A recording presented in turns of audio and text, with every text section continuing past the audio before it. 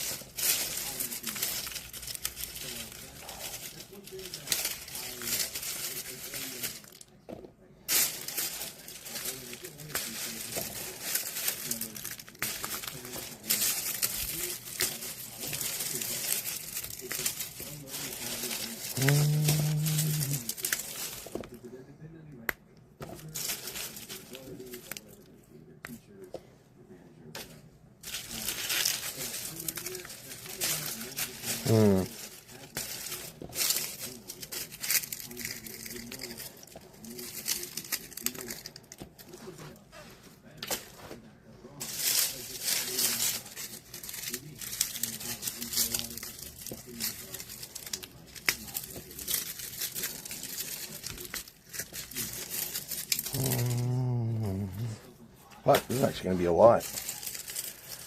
Oh, this is going to be a small amount for filler, but... Huh.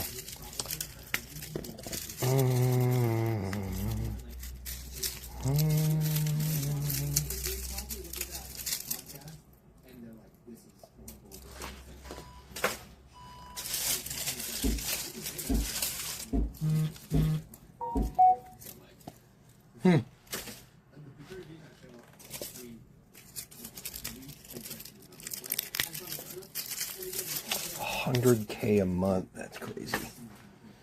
Wait, how many people is there? About 1, 2, 3, 4, just 5 of them. 100K, so that's 20K a month.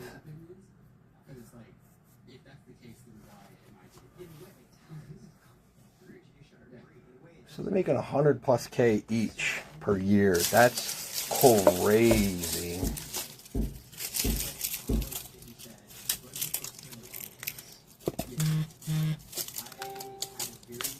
The heck was that fucking noise?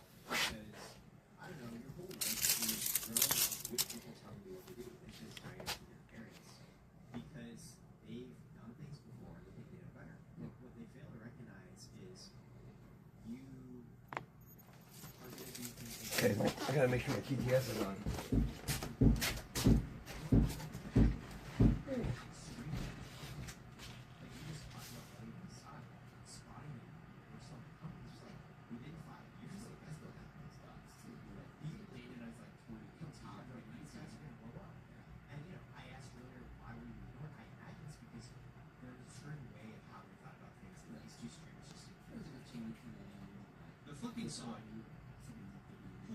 Okay.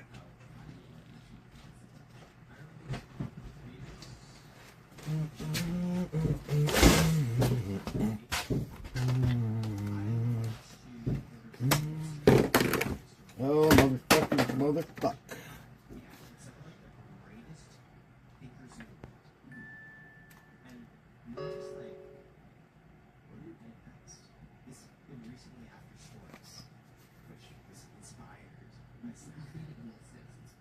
God, this is so, like, delayed.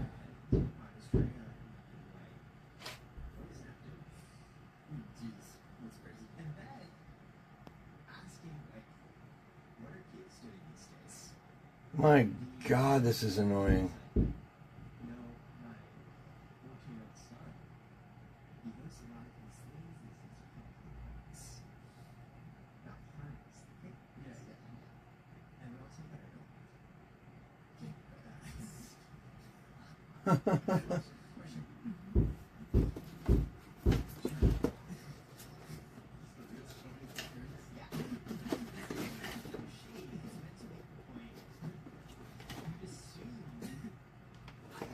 Fucking hell.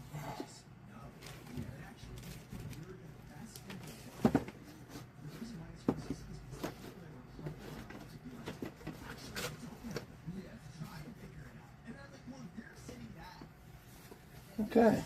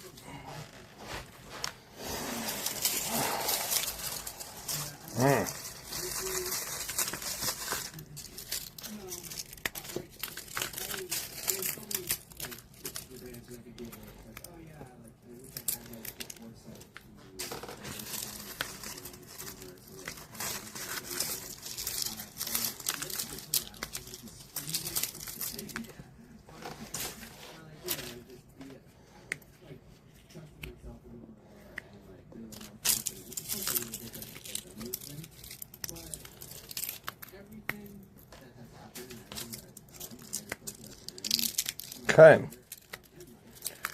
so that ended up being a lot more than I thought it would, which is good.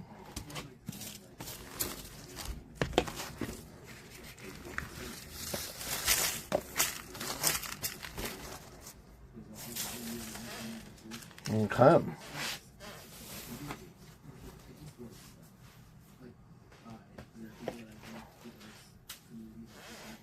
All right, this is all the ghost chilies that when it came time to harvest before frost came, these were still green or like light yellow on the vine.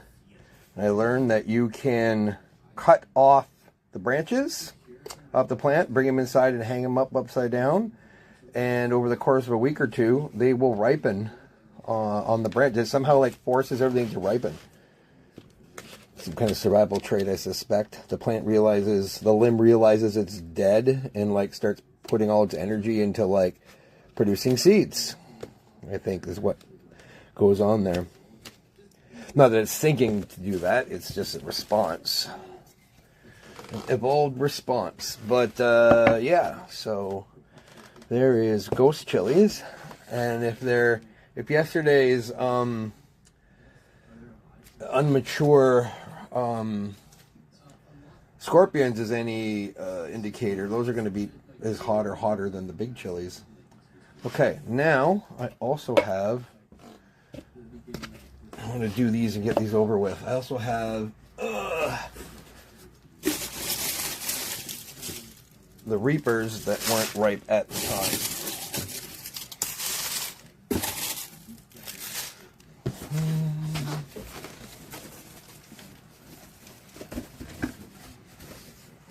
Oh God, put the fucking gas on. We're all gonna die. Alright, where's my coffee?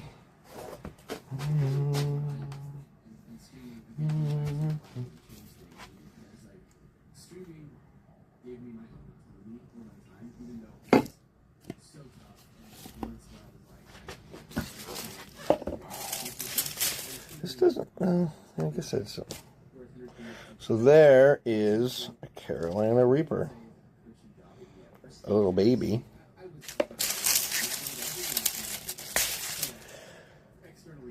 Often considered to be the hottest stable varietal of chili in the world. There's debate about that. And there's still, I think, a range depending on all kinds of conditions and like the genetics, how hot this can actually be at times. I mean, I one year I grew Reapers in an Italian varietal called Death Spiral, and the Death Spiral was arguably as hot. And the sauce was even hotter, I think.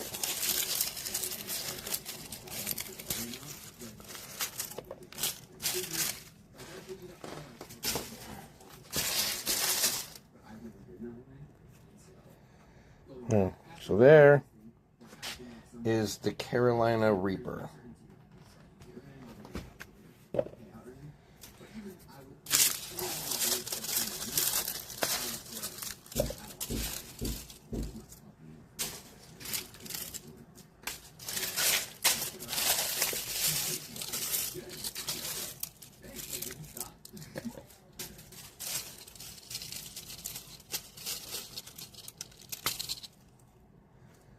It's a gnarly looking pepper. Reapers are probably, scorpions sometimes can be, but reapers are definitely a freaky looking pod.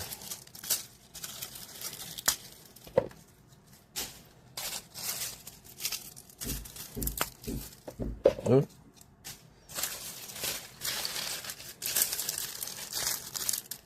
Cute.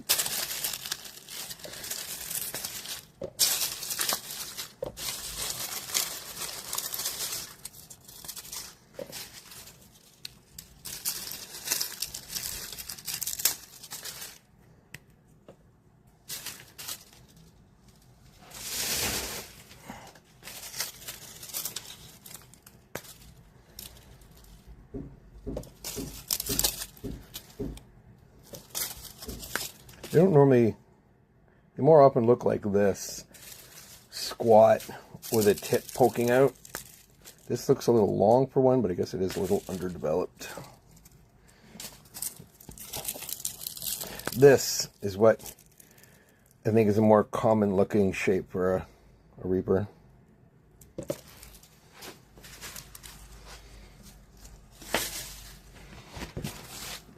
So, being careful today, covered everything in plastic.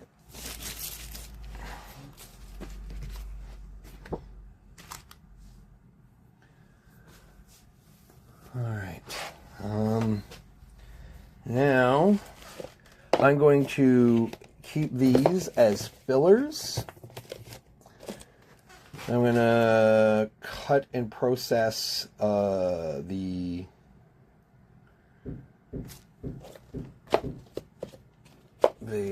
reapers that were picked. Some of them might be going bad. They've been sitting around for a week. It's unfortunate. BRB.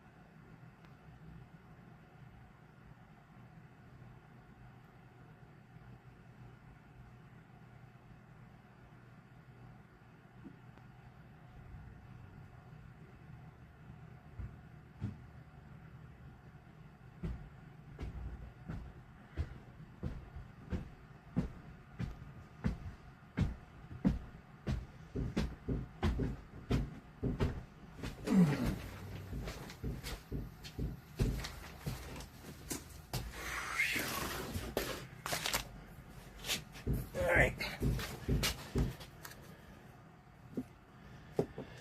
All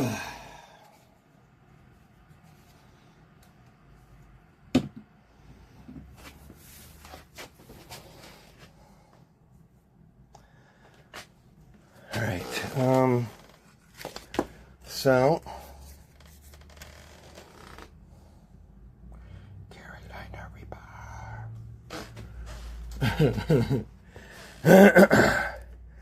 So these are two separate crops from two different plants. This one was in my big self-irrigating pot, and it was quite prolific. And this one was in a small little pot, about like 1/4 the size. And even though both were getting what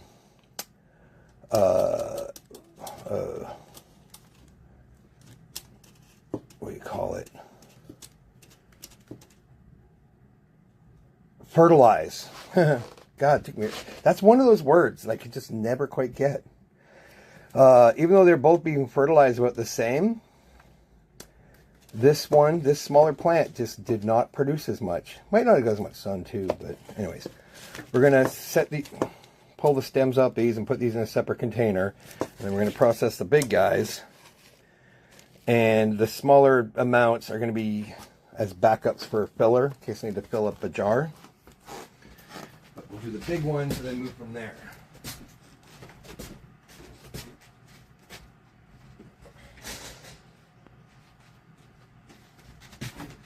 The goal, and I think I can do it, is to do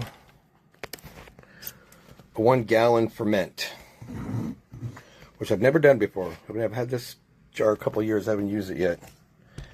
But I think there's a, if I had more time, I would maybe do a bunch of small jars and experiment with different recipes. But I don't have that luxury this year. And I also have some frozen chilies from last year I still have to process. So I'll experiment more with that at my leisure. And soon, because I want the space in the freezer.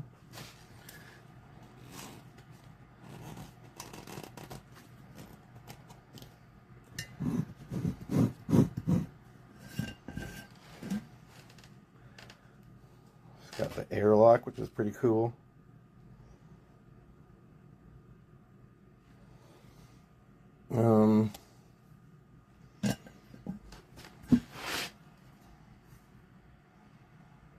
Okay.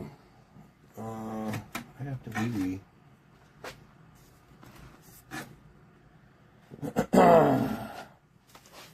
I will process all these, and then I'll make myself an Americano because I will have earned it. But first, I pee.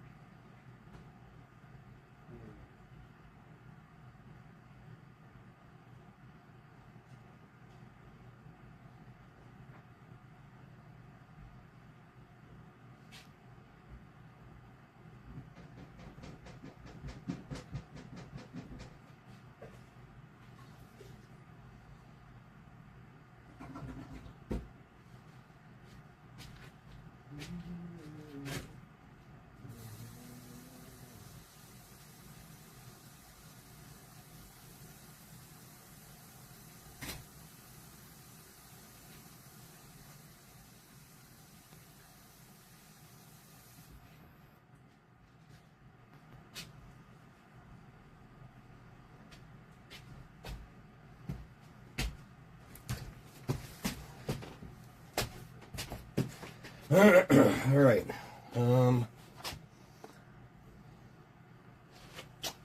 So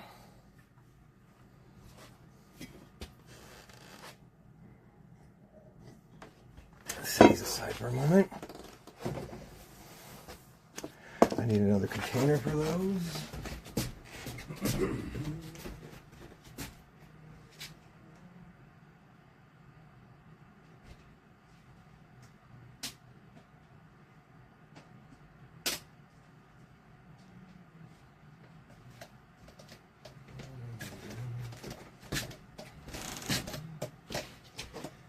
And I got the Guns N' Roses.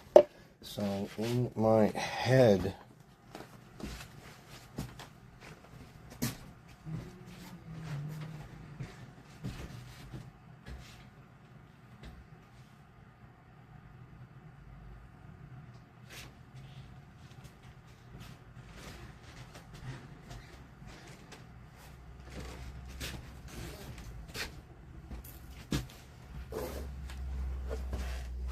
there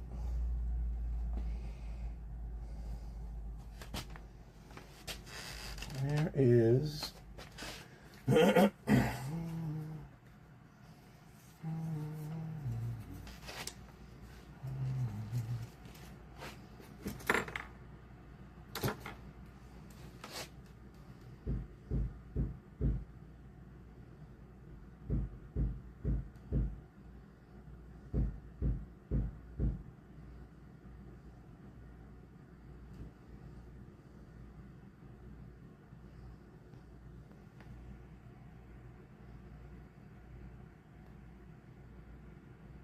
don't have the go-to. Okay. Pair new device.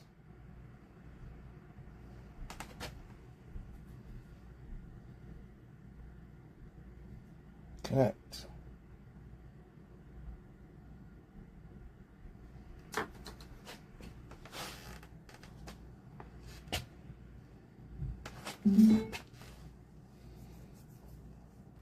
Download app. What? What's that going to do? JBL Portable. I don't think I've ever seen that pop up before.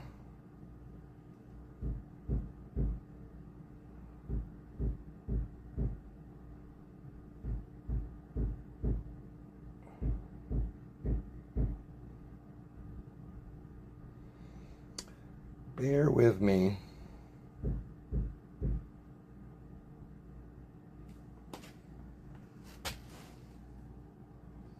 Get started. Well, group multiple speakers to party together. I wonder if I could use 2 JBL speakers and make them stereo. Software update available. Yeah, let's do that. Sweet. I'm updating the software on my speaker. Didn't know that was ever an option. Okay, well, that's doing that. I'm going to set up a charging cable for my phone, which is doing the live streaming. So I can do the live streaming. Okay, it's charging. Excellent. Let's turn down the brightness on my screen so that everything stays cool and collected.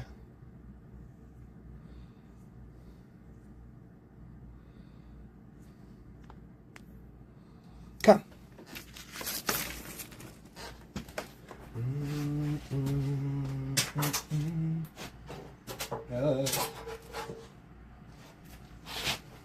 Oh, I should have washed these.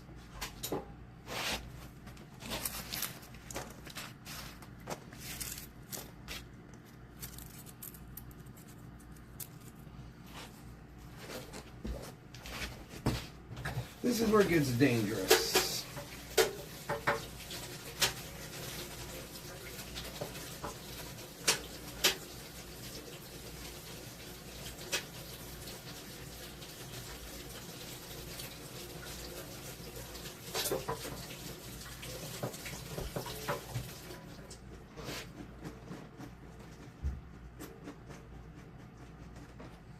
This gets the prep area a little wet.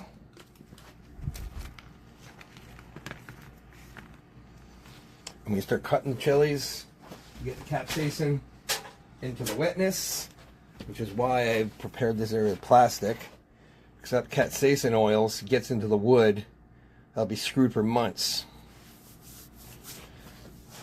What's going on? Estimated timer made in 3 seconds. Okay. Come on, let's go. Okay. Oh, what the hell? Didn't restart.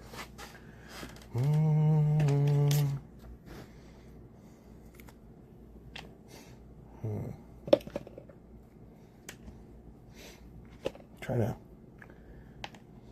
Until we cut it open, we're not going to get a good smell on them. Curious what these ones are going to smell like. But if you look at these, even though these are smaller than the ones grown in the bigger plant, like look at the little ripples. Look at the little like micro rippling on it. That to me has always been a sign of the heat levels. Update successful. Let's party. Boost up sound and prolong playtime. What does that mean? Connect 2 speakers to stream stereo channel. Yeah, that's sick.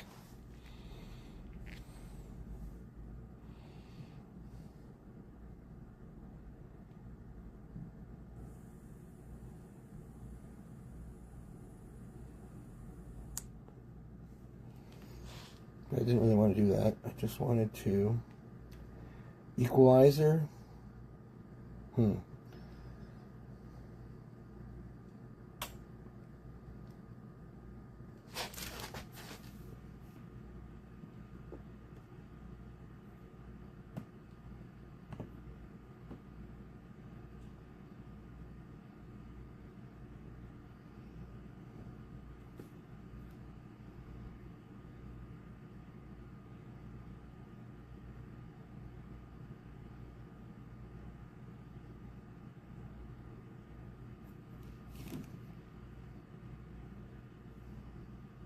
Fuck, I hate having to do this.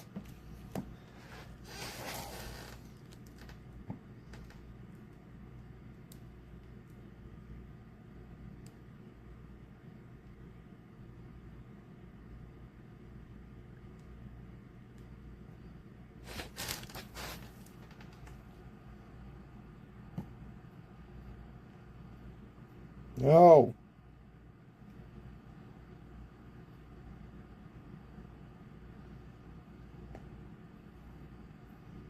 Did it start at the beginning of the...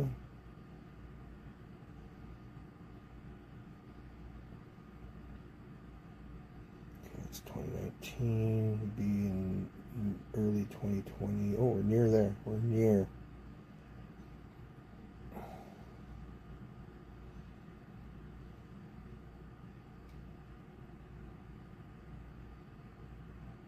Or wherever you get your podcasts. This is an iHeart podcast.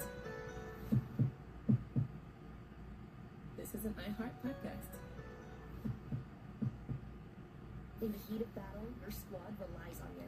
Don't let them down. Unlock elite gaming tech. Too late. They're let down. Dominate every match with next level speed, seamless streaming, and performance that won't quit. Push your gameplay beyond performance with Intel Core Ultra processors for the next era of gaming. Upgrade to smooth, high-quality streaming with Intel Wi-Fi 6E and maximize game performance with enhanced overclocking. Win the tech search. Power up at Lenovo.com.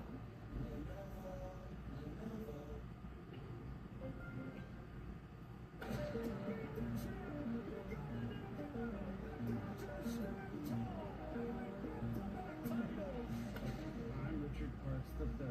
My show Dodger Blue Dream captures all the drama, tension, and ecstasy of the best World Series win of all time in our...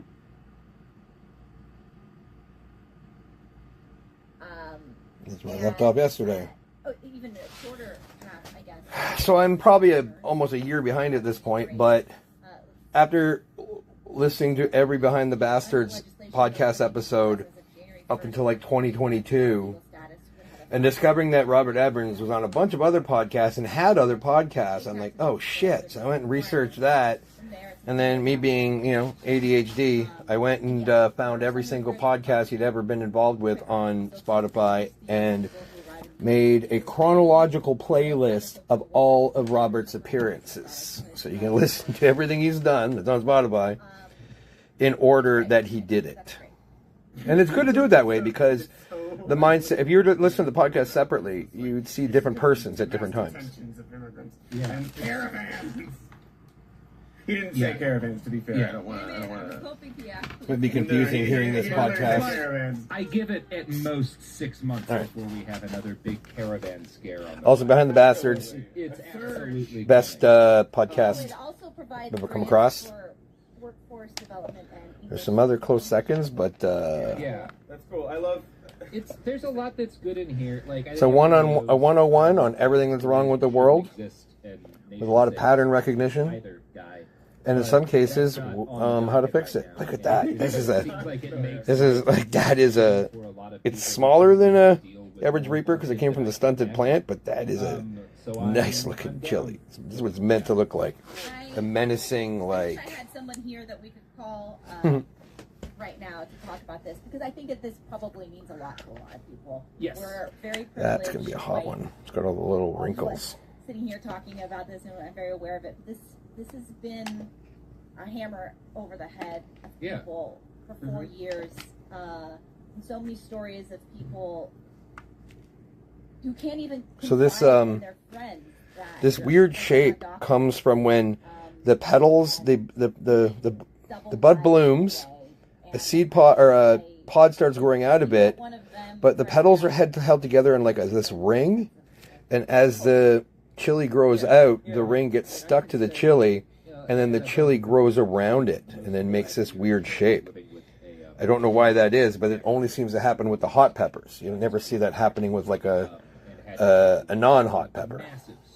Or for that matter, even the hot peppers that aren't that hot, they don't do that. It's just the super hots. Despite doing everything the legal way, and obviously happens with these, happens with the scorpions, happens with some other varietals. In the higher, all right, so those are Reapers from the small plant.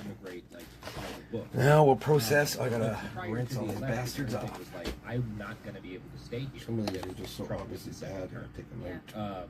And It's you too know, bad. that's- if things were that I had to hard adjust for my her, timeline in my as mind. again, someone who I was had a sick for the stable better job, part of a week owned plus, the and I house, compressed my time. It's actually these. I picked these almost 2 weeks ago, so these have been picked for 2 weeks, and it's very we're doing pretty good considering. But I definitely lost some. by climate change, and there was no way for them to get a job, and so they had Ghost chilies did the worst. their family. I think they lost about 30% of the ghost chilies that I picked. These, I don't know, looks a lot less. Even microorganisms do not want to fuck with reapers. Very marginalized and abused people will have less. Yeah, and I mean, yeah, just less shit. I mean, also reunifying the families before there's a lot of stuff that's just like, his Biden's instinct seems to be to reverse Trump. And a lot of that is going to mean, I know the reverse side too. Overall, these are looking pretty fucking good, actually. Maybe only a 1% loss to these ones. Pretty good. You know, a lot of Trump stuff is kind of an extension of all presidency. Yeah. And so I think that's definitely a good sign too. And it's gonna be fascinating to see. Grab a how mittful. the So conversation these changes, are from the reapers from the big plant. I saw one that looked bad. Oh, look at that. That is a gnarly bastard. That gives that is a reaper. So, but they're gonna hate that. It's a nice size. Look at that micro rippling. Okay, it's sure that's legal. It shouldn't be. Okay, we will set that one aside There will be positives and for negatives of that, 'cause taste the testing later. they will have to be Pain more open with testing. their racism. The negative is that they will be more open with their racism. Right. So you know, Yeah, they're looking good. nothing's ever. Oh, that's got some of the as petal in clear there. a positive as we want, but I think Okay. like what this means is that So, we'll actually have guess I'll someone destem in them all the first. White House who is going to do the bare minimum, And then just to go on a fight cutting for spree. Things to be somewhat less shitty for a group of people who have dealt with too much shit in their lives. Okay, already. so is this a gallon? Yeah. And it makes it easier for everyone else to fight. That's a gallon. Is not actively trying to murder these So I'm gonna have to like quad my recipe. So where was my? Oh, I brought it downstairs. we for sure will. And So for obviously, court, I like, did one, so the it's gonna be like 4x more, all the things and stuff. coups than were enacted during the Trump Let's, administration is the thing to be worried about when we talk about refugees coming to the U.S. You know, I what did like happens 3 of with these, so it'd be Venezuela, like what 3, happens 6, with 12. Bolivia, yeah, what happens with Biden and I don't know, a bunch of places that all over the damn world. Really. What happens with Biden and Iran, right? Like, but Iran, I mean, yeah, even like Biden and like, you know, they're itching for a lot more China conflict, a lot more Russia conflict. As soon as Trump's gone, it's going to be like, well, now we can take on Putin, and then, well, what does that mean? yeah. Oh, I gotta make some brine. Like right now, you've got some people in the Biden administration. Oh, yeah, the brine. I'll make that actually after. Numbers calling it a genocide, which I don't think is necessarily unfair, but I'm worried it's going to presage some of the same Biden-style international sanctioning that we've seen in the past, Yeah. which isn't an effective way to push political change generally. One, It almost always just hurts poor people in the countries that we 2, sanction. Now, China's more resistant 3, to sanctions than anywhere else we could sanction. 4, because they're China. 5, Not like sanctioning Iraq. But 6, it's still, I think, there's a pretty good chance. 7, I'm willing to assume, unless proven otherwise, that 8, any actions we take there are mainly just going to hurt poor people who have nothing to do with the government's policies on the Uyghurs. Because that's a pretty safe thing to 10, assume about that sort of thing. Usually how it goes. 11, Yeah, it's always like 100% of the time. Yeah. 12. Yeah. 12 big bastards. Senators, Democratic senators talking about using sanctions more aggressively. Yeah. Which, yeah. Okay.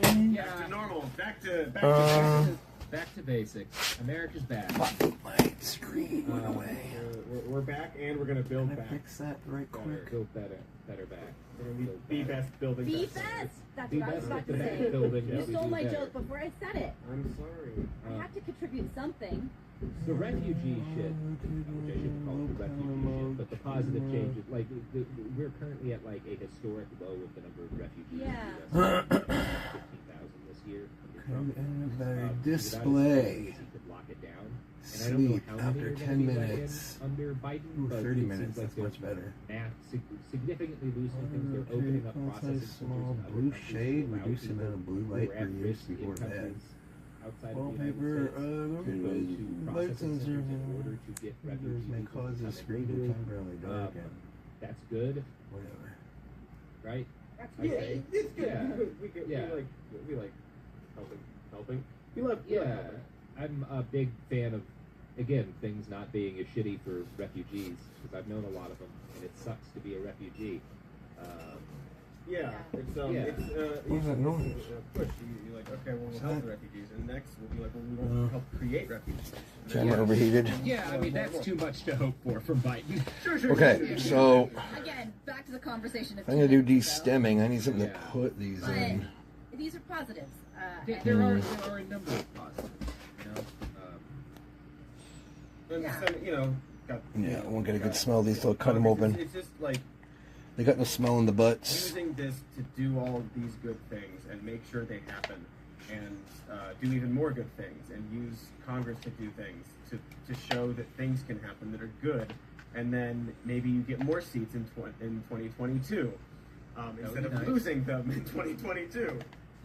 I still think This is a gnarly looking bastard. We'll see. We will. We will. That one's gonna hurt. 2 more years. Two more. Yeah. That's what we're Yay. right now. I mean, you know, there's a couple of, number one, in terms So, of, if you're catching any of this podcast in the background, we should know this is early 2020. day one. Or late 2020, sorry. He promised on day one. Oh, it's 2021. January 2021. And begin constructing a wall on the border of Mexico. And measure those Yo, things Adam. day one. Answer Katie's tweet. He did not. Yeah. You didn't lock her. Where you at? Yeah.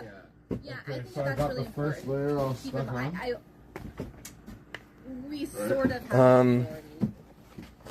Yeah, it's better than It's the right. we were afraid it was Sort of. going I to mean, be. that's Razor surprising. Oh, on the roof. So the roof's done. Okay. No, the roof's not done. The first, red dims. Oh, the first the piece first piece of, Just a reminder is all intact. Okay. yeah.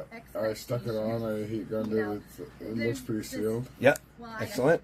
Anybody listening to So the I'm show gonna do the probably second doesn't one. know So the second one, It's medically impossible. Yeah. you want it to be a full piece. Yeah, full piece. I don't know, I just- And then it'll line up at the top and then overlap whatever's The going to rest is overlap. just Yeah. Okay. Gotcha.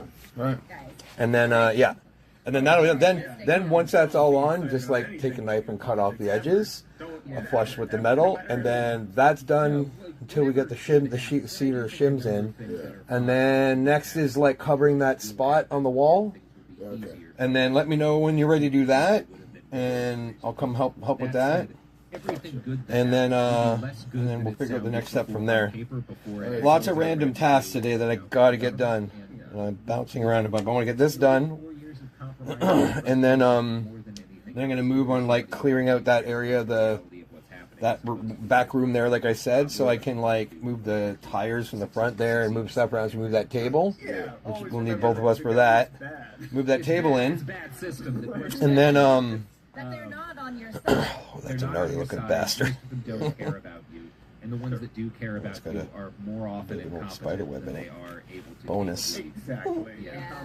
Protein. Yeah, And then once we get that table moved up, I got to set that area up so I can bring those two plants in so they'll live and keep them alive for the winter. And I might try to overwinter No, I I might guess have is started with the Reaper. good intentions. What I do, I take that Reaper and cut it out like about in a foot or so, root ball, rinse it out, put in some new soil in a small pot, and just cut it back to just a couple leaves or so, and just cut it right back and put that. Then it will stay alive, and then when I go to plant it in the spring, it's already got an established root ball and a core to it where it can shoot up and produce more faster and at maturity quicker. That's the idea. I've never done that yet. I'd like to try that. This was definitely a prolific, so this is what's left of the ghost chilies that were from the unripe ones. This is the reapers from the unripe ones. This is the reapers from the small plant. And these are all from that one big plant. So it was really prolific. And they're gnarly looking too. Like, look at that, is a mean looking bastard. You want to taste test these with me later? Yeah, sure. And so I'm hoping to get this processing all done within the hour, and then I can hopefully sync up with you to do that stuff in the back, and then we'll do prep that table stuff, move that table stuff. And then we can set you on doing the tarp things, and I will probably work on cleaning up my office so I can get the tree moved in there, because those trees are not doing very good. So I got to work on them. All right, we have a battle plan. And, all right, so it's 11:41. Oh, I see. You want to do your lunch first? Too good, but it's up to you. It doesn't matter to me. And yeah, I'll just run and grab a lunch right now. Yeah. I'll be back in like 10 minutes. Yeah. All right. All right. See you soon. It's not in a way that it's obvious who it is. Crenshaw. Tucker might do it. Yeah, I don't think Crenshaw's got Ooh. the actual. That's dangerous when it rips open like that. I think, yeah, he's shrewd. He's been able to sort of. He's not an idiot. Yeah. That is a gnarly looking bastard. He's been able to sort of weirdly navigate. Which one looks gnarlier? The past couple of years, This one. I don't know why I'm picking the hottest looking one for testing. Well, you know what? You need to gauge. You need to gauge the potency of your crop. The other argument against Tucker is that Tucker worries me too, but he at the beginning of Donald. We're just going to destem all of these. There is at least some portion of people. Oh, I forgot. I was setting up the fucking thing, and I was supposed to be writing my stuff as I went along. Greenwald loves it. Although I don't know if I call. Yarsky. It certainly has. The hot soying. I'm hot now. This is the dry mix. Okay. Let's go, Yarsky. I'm doing stuff that would probably be forbidden in Finland. Maybe. Yeah. I think. It depends on how he approached it. Big. Like he is, in fact, effective. Well, I'm in my work day, and currently, like, the guy I got working for me and myself, we got a project going in the back. Currently, it's something he can work on while I can get this done. I lost some of my pepper crop because I picked it and didn't process it quick enough. Just been really busy and sick and all kinds of stuff going on. I haven't got to it. And the idea that I put so much time and effort cultivating and, like, growing my chilies throughout the summer to have them rot, like, is awful to me. So I'm not working for the day to do chores around the house, and one of them is getting my chilies going. And I figured, well, if I'm processing my chilies, I might as well be streaming it because I'm just fucking making sauce. Okay, that is 12 tablespoons dry parsley.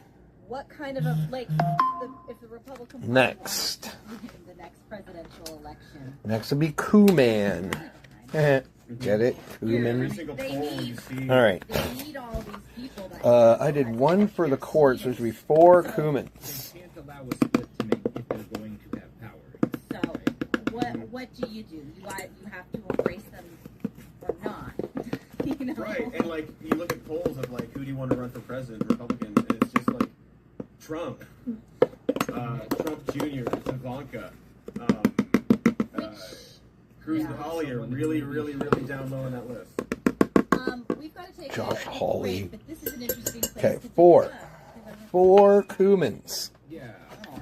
And I want to talk 4 about dry. Yeah, that's a really important thing. Cumin? Yeah, and as a spoiler, I'm just going to make one. Not Moomins, Yarsky. Cumins. Yeah, I mean that all factors Okay. into my The one, onion. which is all right. So I use fresh and dry onion and garlic because because I want max Flavor Flav. What if this is too much? I mean, this is going to be a big ferment. This is the biggest jar of ferment I've ever done, so. Oh, I'm going to need a stone weight for this. So I'm going to have to, I'm just realizing, I'm going to have to go and cut a stone to fit in this, like a piece of tile, run it through the dishwasher to sterilize it, and then rinse it, and then set it in there to hold my stuff in place. I totally forgot that was my plan. Cumin, 4 tablespoons dry onion. My life, although it may look like an anomaly, it has only been possible because I was obedient to the call. This is dry garlic, and it's a really tasty dry garlic. It has like a kind of a smoky flavor too. It's good, like a roasted. 3. Should I do more? Yeah. Okay, there we go.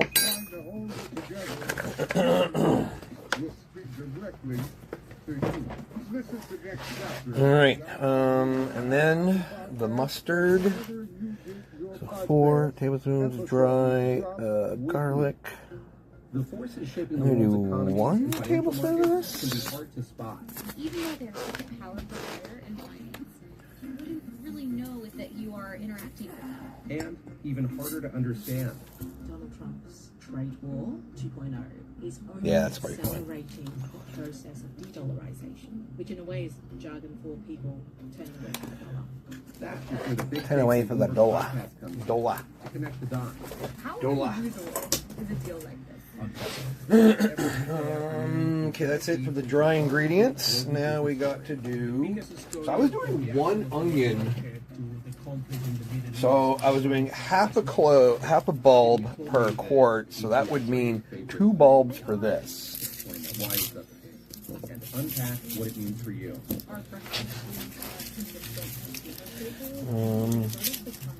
Yeah, that's it. Listen to the Big Take from Bloomberg News every weekday afternoon on the iHeart Radio app, Apple Podcasts, or wherever you get your podcasts. And I did 1 whole onion for the quart. So that would be 4 onions for this I one. love keeping promises. But I don't know if you scale up entirely. I think I'm just going to use 3. Being the worst year ever so far. I think we're going to make 2021 worse. I've got my fingers crossed, guys. We're off to a I've great got my fingers crossed. Oh, no. Yeah. 2021 probably was a bit worse. Not as fearful, but. Robert has more stuff to dig into, but real quick, I just wanted to pick up where we left off on that conversation because it's interesting. As of today, Mitch McConnell is saying. Okay, so process the wet bastards. Did urge people to riot, basically.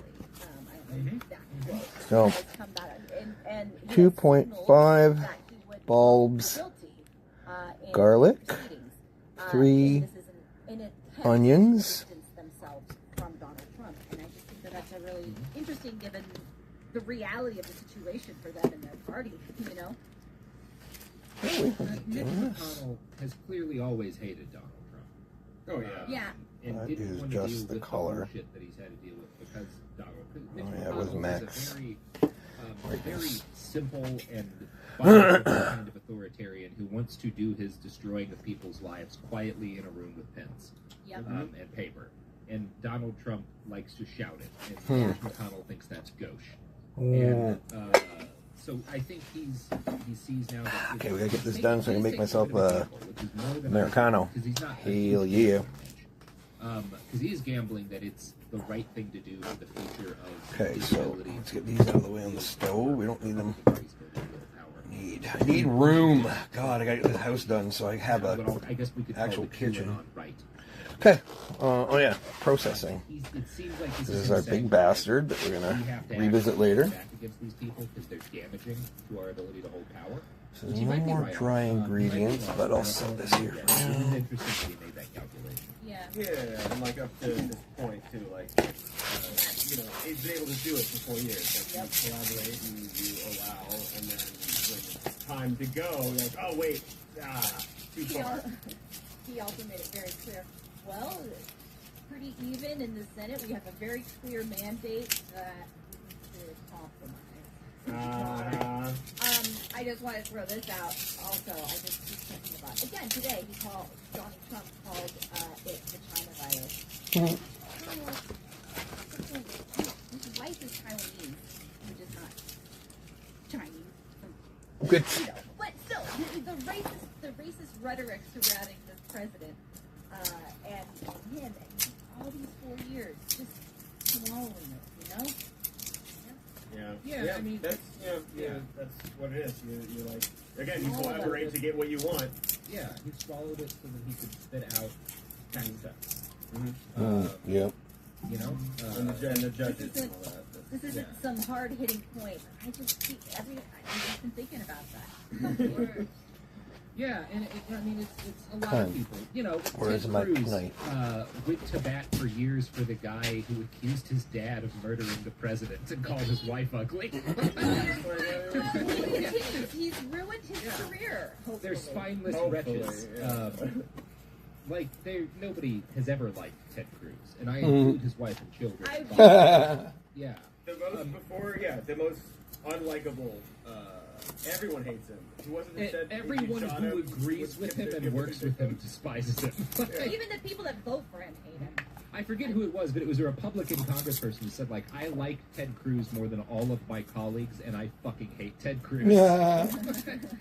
And his former roommate, who has been in college, who has been like a ceaseless critic of Cruz. My other favorite Cruz quote was like, if the fact that he believes abhorrent things is bad, sure. But if Ted Cruz believed every single thing that I believed, I would only hate him 1% less. That's how odious he is, just as in his personality. That's what it was. Lindsey Graham said. Yeah, it was Lindsey Graham. If you killed Ted Cruz on the floor of the Senate and the trial was in the Senate, nobody would convict you. Wow. How much everyone hates him. Everyone hates him. He's like, I'm fine with it. He's just a useful His tool. wife was the president, and he was murdered on the Senate. I think she would vote to pardon the killers. She would They did what they had to do. You know? And look, that would be a bipartisan pardon. I wouldn't complain. But This is something we can all come together on. Let's start. Unity and healing. Hating Ted Cruz. Unity and healing by slamming Ted Cruz. Jesus, what a trash person. Beautiful man. There's some other, in terms of other good stuff that Joe abides is gonna throw in. He's promised to repeal, or he's promised to fight, because he can't do it, like obviously it would be an act of Congress, to repeal the 2017 tax cuts, which unfairly favor the wealthy. And No it would be shit. good if that could be reversed, and we could take more money from the very wealthy and put it in projects that help the very not wealthy. Although, this being America, most of that money will be funded back into the police or the military. So, you know, Pyrrhic victory, but still, I broadly support it. In terms of he's also promised to alter or push to alter the Violence Against Women Act to offer more protections for transgender women in particular, which is great. He wants to push to pass the Equality Act to add more protections for LGBT people. In general, he's made a number of statements specifically about trans rights, including repealing the trans military ban enacted by Trump, which, you know, depending on how you feel about the military, is a mixed bag. But he's also agreed to restore Obama-era guidance for transgender students in schools, which will protect students' access to sports, bathrooms, and locker rooms, you know, to use those in accordance with gender identity, which is very good. Again, something that will make life a bit less shitty for people. Yeah. Also, he Where's what? I don't know. Is this it? Believes it is. I wonder if I should put some brine in now to start soaking it. Yeah, you know what? I'm going to mix up some brine now and get some of that in to start soaking into the dry stuff and mix it up. That's great. It's the first known So I'm worried in some of my ferments that the dry stuff I put on the bottom, and I put it on the bottom Be able to pair that so that if I put it in last, it would all be floating around the top, and that's potential to create mold, because you don't want stuff floating on the surface of the brine. So, distilled water. Yeah, it's good. It's really good. That things are those are things that are positive. You know, I don't have any notes on that. Assuming he actually goes through it. Just like it's good that we have our first Indigenous Secretary of the Interior who will hopefully understand some of the issues faced by those people and some of the traditional biases that our system has against their sovereignty. And that things will maybe move in a positive direction there as well. Fingers crossed, we'll see. I do want to talk about guns a little bit, because Biden has one of the things I am happy about. I was worried, and we talked about this a bit, that we were going to see the dims, because Biden talked about this a few times, making a major... Okay, 8 cups of distilled water. To make a assault weapons ban in his first, 100 days, which I think would be a bad move, regardless of your opinion on assault weapons. Banning them is not nearly... cannot possibly, if you're a reasonable person, be argued to be at the same level of urgency as climate change, salt. or as action on COVID-19 relief, or as... We need 4 tablespoons of salt. And it seems... Salt from the sea. Salt has been taken from the sea, and then we return it to the water. Which is good, because you have a limited amount of political capital. Bottled sea? No, I guess it's probably not. Sterile. In terms of what he has talked about doing in his first... Can you pickle with seawater? Reducing what a lot of people on the liberals call loopholes in the gun background check system. There are some loopholes. There was a shooter in Aurora a year or 2 ago who wasn't allowed to own a gun, and the cops just sent him a letter asking him to turn it in, and then he went on a shooting spree and killed 5 people. Jesus Christ. Yeah, they sent him a letter being like, hey, you bought a gun and you're a felon, or I think you got the history investigation. You're not allowed to have the gun that we know you bought, that we let you buy because we didn't notice it in time. Please get it back. Who opens the mail, let alone mail? Yeah. So that sort of stuff, absolutely. There have been a number of other cases of shooters and people who have had access to firearms who That's fucking crazy. shouldn't have, because the system of background is really fucked up, and I'm very supportive of fixing that. I will state that sometimes when people talk about loopholes, they talk about the gun show loophole, which is not a thing. Certain states allow what are called personal sales to happen. So if you're not a gun dealer, if you sell less than, I think it's $5,000 worth of guns a year, you can make personal transfers without a background check. And the laws are, at least initially, were supposed to be in place so that people could give guns to their kids or family members or whatever, or as gifts without having to deal with the complex legal process. They have been massively, in a lot of cases, used by people in order to facilitate criminal transfer of firearms or transfer of firearms to cartels. Again, I think that is something that should be looked at. But it's not a loophole. It's explicitly the law in a number of states like Texas allows you to transfer guns that way. And I don't know, it's the kind of thing where if there were to be a national law to ban that, no one really knows how the Supreme Court would land on it. I push against calling it a loophole, but I'm not against changing those laws so that everyone has to pass a background check to buy it, that's for sure. One thing I am less certain about, and I, in fact, pretty critical of, is Biden wanting to repeal liability protection for gun manufacturers, which would allow Americans to sue the firearms industry if a gun is used in a crime. Which seems odd to me, because you can't sue the people making alcohol or cars if, there's a drunk driving incident. I think there's some room to talk about when companies have specifically been pushing ads. That's some tasty fucking mush. There have been gun companies that have pushed ads that are on the edge of urging violence or on the edge of... now we get our garlics. That absolutely is a conversation that should be had, and there's some room to talk about what kind of advertising you're allowed to do. Right. Just banning Regulations on that. advertising. Yeah. Like Joe Campbell. That's a really slippery slope otherwise. And when we talk about tobacco versus the gun industry, there are some similarities that should be discussed. One of them being that the gun industry has consistently lobbied to make it harder and in some cases impossible to study the problems of gun violence and study how certain laws might affect and reduce gun violence.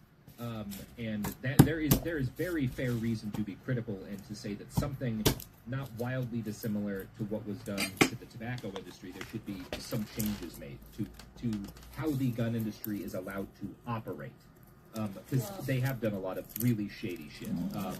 The thing that most comes to mind, and I'm saying a lot of shady shit, not just in terms of Robert, who's talking about this right now too, is a gun nut. specifically harmed gun. He's just a progressive gun nut. I can think about the company Taurus. He bragged 2 episodes ago about buying himself a silencer for Christmas. That's what he was currently excited about. Guns onto the US market. But he's not stupid. Safeties that didn't work. And in a lot of cases, people's guns would fire without them while the safeties were engaged. And people died because their weapons fired when they should not have. And they never had to issue a recall because of laws that the gun industry is lobbied for. And so I'm not saying there needs to be significant change. I don't think allowing people to sue a gun company because they get a loved one gets shot with a Smith and Wesson is necessarily the right call. But absolutely changes need to be made. This seems like a good time to just mention that the NRA did file for bankruptcy. It did. Days ago. Yeah. It does seem like They still, I'm sure they exist in some form.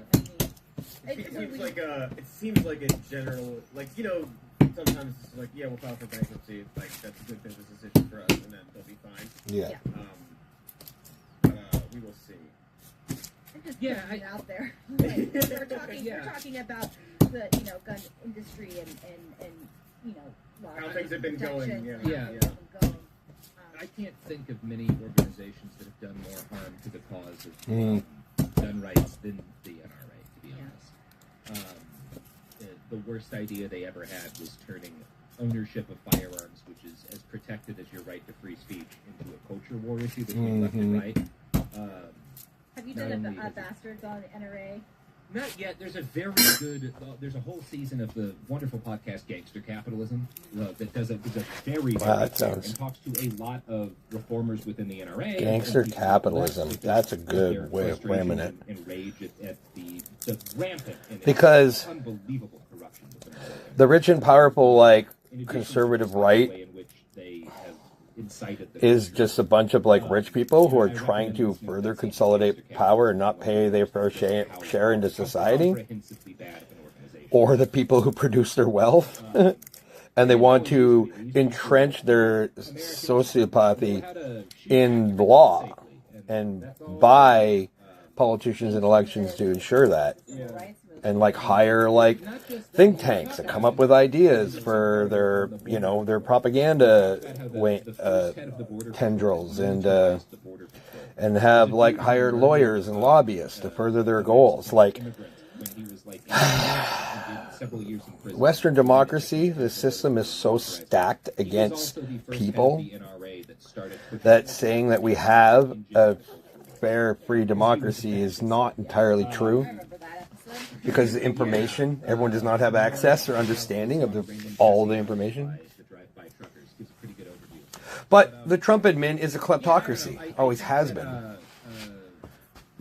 They're hurting a lot of people, and it seems like it's ideological.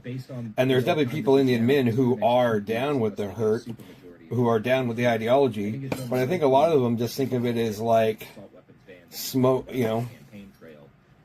smoke and mirrors to keep the populace busy while they fucking gut any protections that protect people in the environment against the forces of industry. What? Get out of here! Yeah, that's a handgun legally because this thing on the back. Trump is happy to do it because he just loves the ATF could just choose to make this illegal without the idea that he is some sort of a king. I'm not necessarily. I don't think there's. I actually see no reason for short-barreled rifles to be regulated more than long ones. They're not any more dangerous. I wonder, Trump understands that he will go down in history as one of the most reviled, hated, public figures in the modern age. I wonder if he understands that and doesn't care, or if he has deluded himself into thinking that he is a good person and enabling. There's no way he can think he's enabling good people in his admin. Like, there's no fucking way. Stuff like fixing background check. No fucking could way. Get, I think, passed through Congress. Everyone wants that. Like, yeah, or most everyone, even most gun owners want that. I don't know, he's a fucking boomer, I guess. A good strategic way to approach this. If that's how it turns out that he does. Yeah. There's also, I feel like Beto kind of scared Dems in general about guns. Like his utter failure. Yeah, you shouldn't go hard against guns in Texas garlic. because every liberal and leftist in Texas I know is strapped as hell. Exactly. Fewer mass shootings during a pandemic. Is it? So, I don't know. Yeah. That's just fewer congregations of large amounts of people in public places. Which there was just a Gallup poll out that showed that support for significant gun control measures like an assault weapon is the lowest it's been since 2016, and 5% lower among Democrats. All right, now the anions. This last year suddenly thought for the first time about, maybe I need a gun. And that is Where's my fucking? Oh, I drank my coffee. That's so upsetting. It's harder than I thought to buy one legally. Yeah, a lot of people are getting mad that it takes so long. You're good. It's good, right? Yeah, we want it, right? Yeah. We are on the same page about that. No, I mean, I like maybe we should think about the fact that it is frustrating that all of these heavily armed fascists and quasi-fascists and neo-fascists have arsenals, and it's very difficult for everyone else to catch up now that they realize the danger is here. And perhaps that is something that should be thought about when we think about gun control. Yeah. Anyway, that's all I want to say about guns. Today. Today. Well, it's about time for us to wrap the show up. Today, when this drops, will be the inauguration. We are hoping it goes smoothly. Guess it did. Earlier today, we read that 2 National Guard soldiers assigned to Washington, D.C. for the inauguration had been removed over inappropriate posts and texts about the event. And I guess now I'm just seeing a line that the AP's reported that 12 troops now have been removed. Jesus. Or flagged by way of a tip line. I'm sure that's it. I'm sure that's all of them. You got all of them. All of the 25,000. Yeah. The only ones here right now. Yeah. If good luck tomorrow or today when you're listening. Yeah. Hopefully all of it has gone well. If not, we'll probably be recording an emergency episode. But I'm not even, you know what? I rescind what I just said. I'm not even putting that out there. Yeah, it was a positive episode today. Today was a positive episode, and I'm positive that we will never have a problem with white nationalism in the military or in the ranks of our police again. The only 28 cops and, I don't know, several dozen service people with those leanings, we're all at the Capitol, and they're all going to go to jail, and there's no one else left in the country in those positions who hold those beliefs. I'm confident. Got him! Yeah. Mission accomplished. Give me a banner and an aircraft carrier. Put me on the Gerald Ford, the aircraft carrier that doesn't work. Let's do it. Yeah.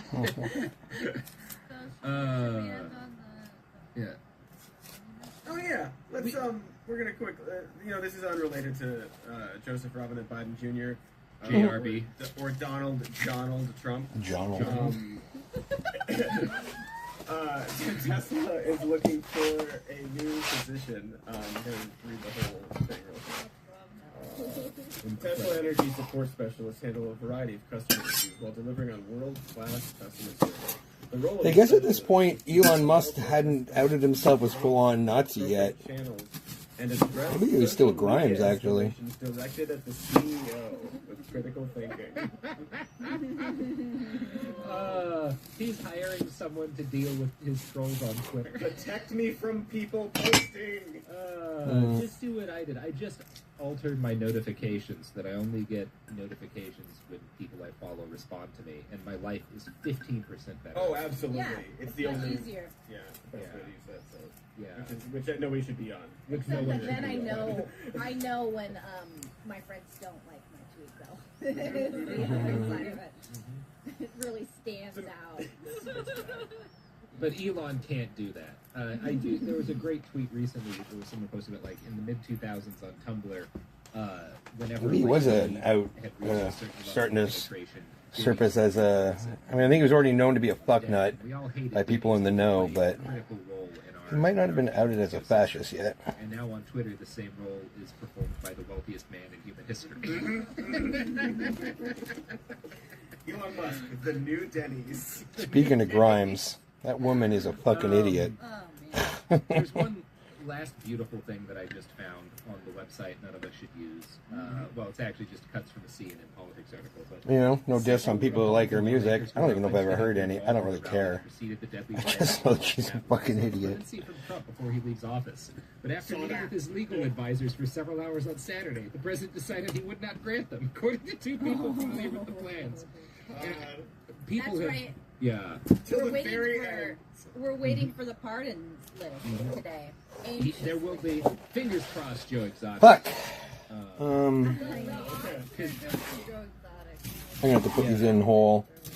It's taking up too much space way too much space. I would like a list of those Republican lawmakers. Splitting them. I ain't doing that.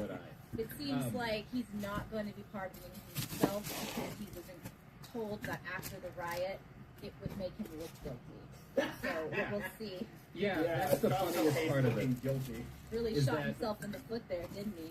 He's clearly only doing it because it might lead to him getting charged for inciting an insurrection, which is the funniest.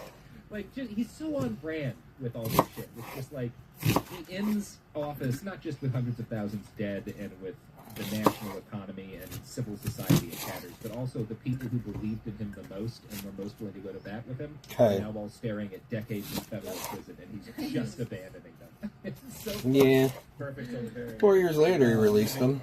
Fucking psycho fascist fuck. All right, guys. I think that's it for us today. You can check us out. Okay, is that Yes. that? Sylvia, I couldn't agree with you more. Follow us on Worst Year. Worst year. I need a muddler. That's what this is, and that's who we are. Hard to say. Worst year part. Very Worcestershire pie. Worcestershire pie. Let's do a whole pod dedicated to Worcestershire sauce. Worcestershire How sauce. we're supposed to say it and what the fuck you're supposed to put it on. You know what? That's right, Robert. Let's get a pitch out. I'm down with that. This is all we're doing. This is our last politics episode. Everything from here on out is Worcestershire. Worcestershire? Worcestershire pod. Worcestershire. All right. We're the Worcestershire podcast now. All right. Now, it's so dumb and it's going to get dumber. All right, there is our destemmed pods. Worst Year Ever is a production of iHeartRadio. For more podcasts from iHeartRadio, visit the iHeartRadio app, Apple Podcasts, or wherever you listen to your favorite shows. In the heat of battle, your squad relies on you. Don't let them down. Unlock elite games. I'm letting them down. Dominate every match with next level speed, seamless streaming, and performance that won't quit. Push your gameplay beyond performance with Intel Core Ultra processors. The next era of gaming. Worcestershire? It's funny you show up just as I'm making a joke about this ad. I'm not sure if you can hear it. Enhanced overclocking.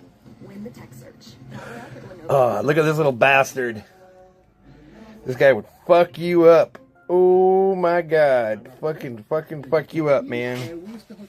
Fuck you up. Fuck, which one of these looks like it'd be hotter? You know what? This is a big bastard, but not like I'm gonna eat the whole thing, regardless of which one.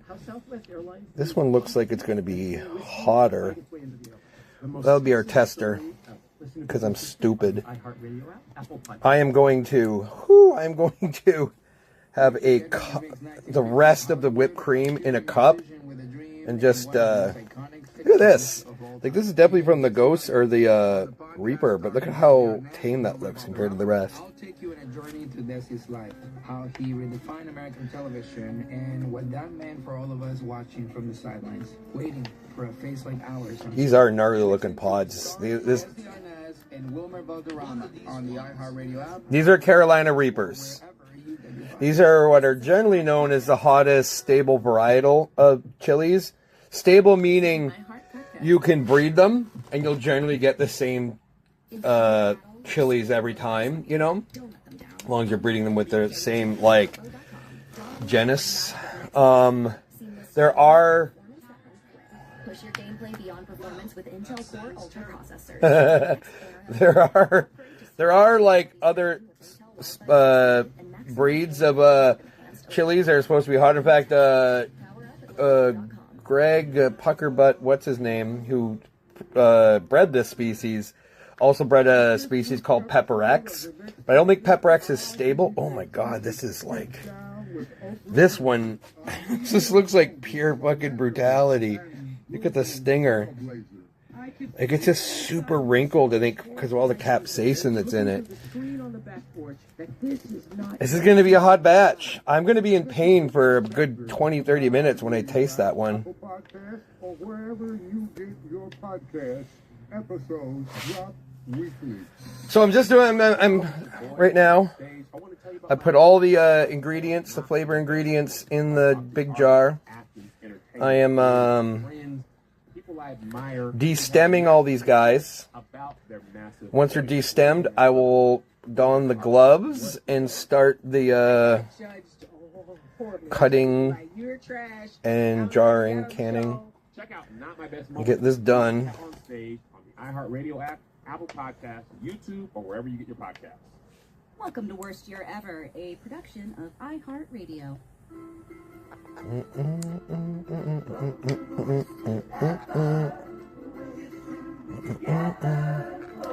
Interestingly enough, like, some of these were starting to go bad, and I was worried that I was losing a bunch of these. I lost about 30% of the ghost chilies. I'm probably like 1 to 3% on these guys, if even, probably 1%. I think these things are so fucking gnarly that even like microbacteria doesn't want to fuck with them, you know? You're right, Cody. 2021 came out swinging. Like, you got to give it to 2021. No ramp up, just dove right into that cold water. Straight out of the gates. Katie's soul here. I agree with you. God damn, some of these look so gnarly. 2020 opened with, you know, it opened real strong for it. It makes you wonder. I shouldn't be doing this without gloves. All right, we'll save that one. I need to look, see if it's still a redeemable one. I don't want to waste a good chili. I guess we should start by talking about. But there's so little bad ones in this batch, surprisingly. Like that's definitely a bad one. And then in an equally significant. This is a nice looking pepper. Probably not the hottest. I mean, definitely fucking hot, but. So, the mayor of Portland, Ted Wheeler, is trash. You may know him from that time when he got tear gassed by the feds in order to make a campaign ad, while also tear gassing thousands of people throughout the city for weeks prior to that. I do know him from that. Oh, I think I got to make my coffee, my drink first. He has been continuing to eat out at restaurants. It's going to take me forever to get through this, and I need a drink now. Which you're not supposed to do. So, and often not abiding by social distancing. let's do this for a moment. Going out to fancy restaurants with his friends. So people have been confronting him and yelling at him. At one point, an activist touched him on the shoulder, and he claimed that he was assaulted. He's a big old baby. And the other day, a man came up to him and the former mayor of Portland, whose name is Sam Adams, and who also is trash, and who Ted Wheeler is hiring. Right? Like the beer. And the two of them were eating, and this guy started, talking to him pretty calmly, but like critically, like saying that he's a shit mayor, basically. And Ted Wheeler, despite the fact that Ted was there with another person, and that this other person that he maced was like 5'5", much smaller than him, and not at all being physically aggressive based on any of the evidence that exists. Ted maced him and threw a water bottle at him. What did the guy confront him about? The fact that he's a shit mayor. That he, for one thing, that he was not social distancing, and that he was eating dinner with a mask off with someone who's not. I ain't putting. That's actually a thing. And to be honest with you, in some cases, I probably wouldn't mind that. But I want to enjoy a nice Americano, and I don't want it burned in my face. So that's why I folded the plastic over to have a separation. Yeah, because Ted's a liar. Have a separation of church and state here. Could be a whole bunch of people that weren't being safe enough. Like, that happens too, all the time. But, yeah, it does look like, based on the letter of the law, Ted Weaver committed a class-A misdemeanor by assaulting somebody. Yeah, I don't think he get any criminal charges because he's a rich mayor. No. So all I've done so far, so these kind of, even this, like intermittently the hottest pepper in the world, there's no capsaicin oils on the outside of the pod, on the skin. And I've just been de-stemming them. I haven't cut into them. And even when you de-stem them, there's a potential for maybe catching some capsaicin inside, like, the hole the stem leaves. But even that's not, like, super easy. So technically, there's very little capsaicin in play right now. Like, in the air, on the table. Ooh, there's a piece of onion. It's amazing.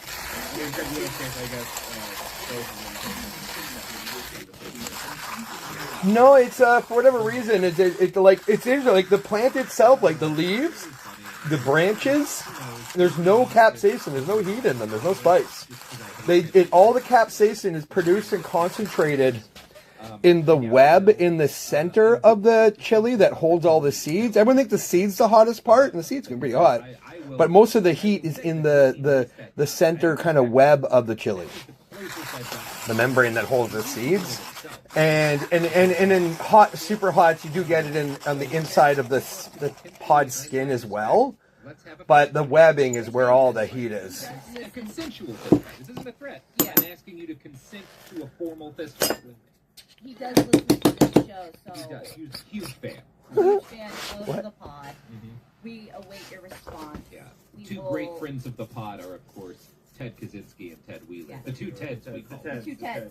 We're shooting for Cruz. We're hoping Cruz. What about Ted Bundy and Ted Cruz? Ted Bundy's still alive.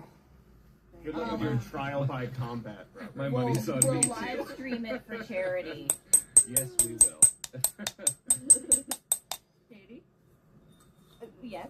I don't know, you were about to say something. I was waiting. That's all I got on that fun update from the city of Portland. That is a fun update. Robert, I mean, some would say that he deserved that, and I'm certainly not going to argue that. But I still think that these, like, psycho killers, like, they serve more value to society being kept alive and studied. You know, being, like, having them participate in activities that, like, shed light on their, like, mind and their reasoning. Like, learning from these fuckers, I think, is so important. People were, like, doing burnouts. I don't know what they were doing. I read books. I've read books about, like, serial killers.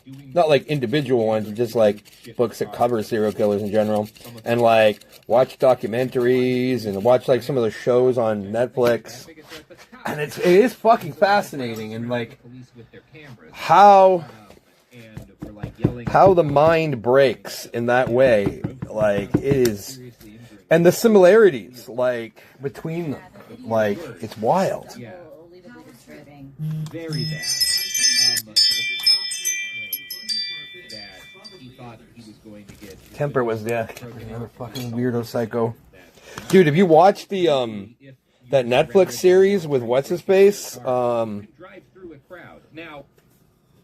about Ed Gein. A really good series. He backed up before he drove through the crowd. That he could have just backed up and gone away. And number two, there's temperate shots of the police vehicle which show no damage in the way here.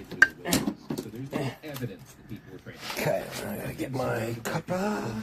A car, I don't think justifies ramming. Like, if you are surrounded by a mob in a car trying to break into your car and drag you out, if you drive through that crowd, I don't know, like it's not great, but you can make an argument that it's self-defense, right? If people are actually like that, some of that shit happened in the LA riots. People were like pulled out of vehicles and beat.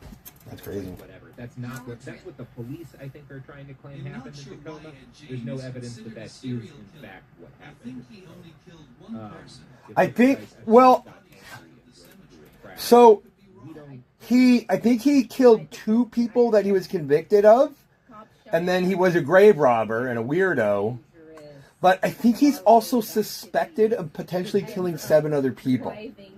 And one of the things, if there's any truth to the that biopic about him on Netflix, is that he had a severely fractured brain, and he may not, his regular consciousness may not have been aware of any of the murders he did, including the 2 he was convicted of.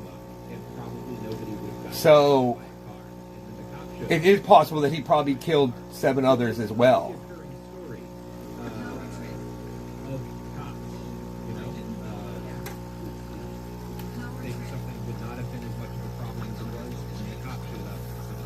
Yeah, man, do it.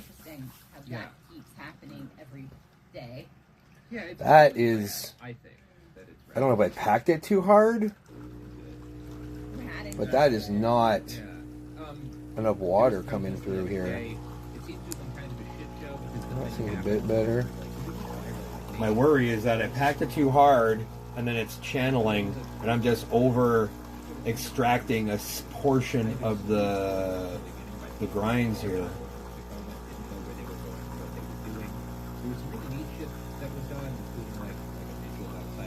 For incarcerated people, but also it seems like some frustrating. Everything's fucking anyway, I don't moved know out of the enough way. about everything that happened. It is kind of a thing that does occur whenever I got my whacking pot for whacking. So. And it seems like there was some element of that. Also, I know some people were on the ground and some aspects of it. Yeah, look at that. See that? There's like moisture on the top. I guess I packed it too tight. I didn't think I would have, but I fucking did. Shit, that's fucked up. Alright, I'm gonna... That could mean that I didn't get a proper extraction of all the grinds. Oh my god. Yeah, it's what a lot of them like to use instead of bear base now, because it does more permanent. It's hard to say. It might end up tasting funny. I might have over extraction of the center part of the grinds, and like under extraction of the outer part of the grinds, because it was packed too tight, which I don't like. Bringing it full circle there. Well, Cody, that's my update from the PNW. I hear you've got some fun sections. I need to mess with, like, at some point in the future, like, spend a day playing with my machine to, like, dial in the amount of water, etc. Like, you can... It's all, like, through flashing lights and these 4 buttons, but you can change all the settings on the machine. As if Arkansas doesn't have enough on its plate. Yeah, and I just wanted to discuss her announcement ad and just the general idea, because, you know, that's right now. Her father, obviously, former governor of Arkansas, Mike Huckabee, who's now doing his own version of the Daily Show.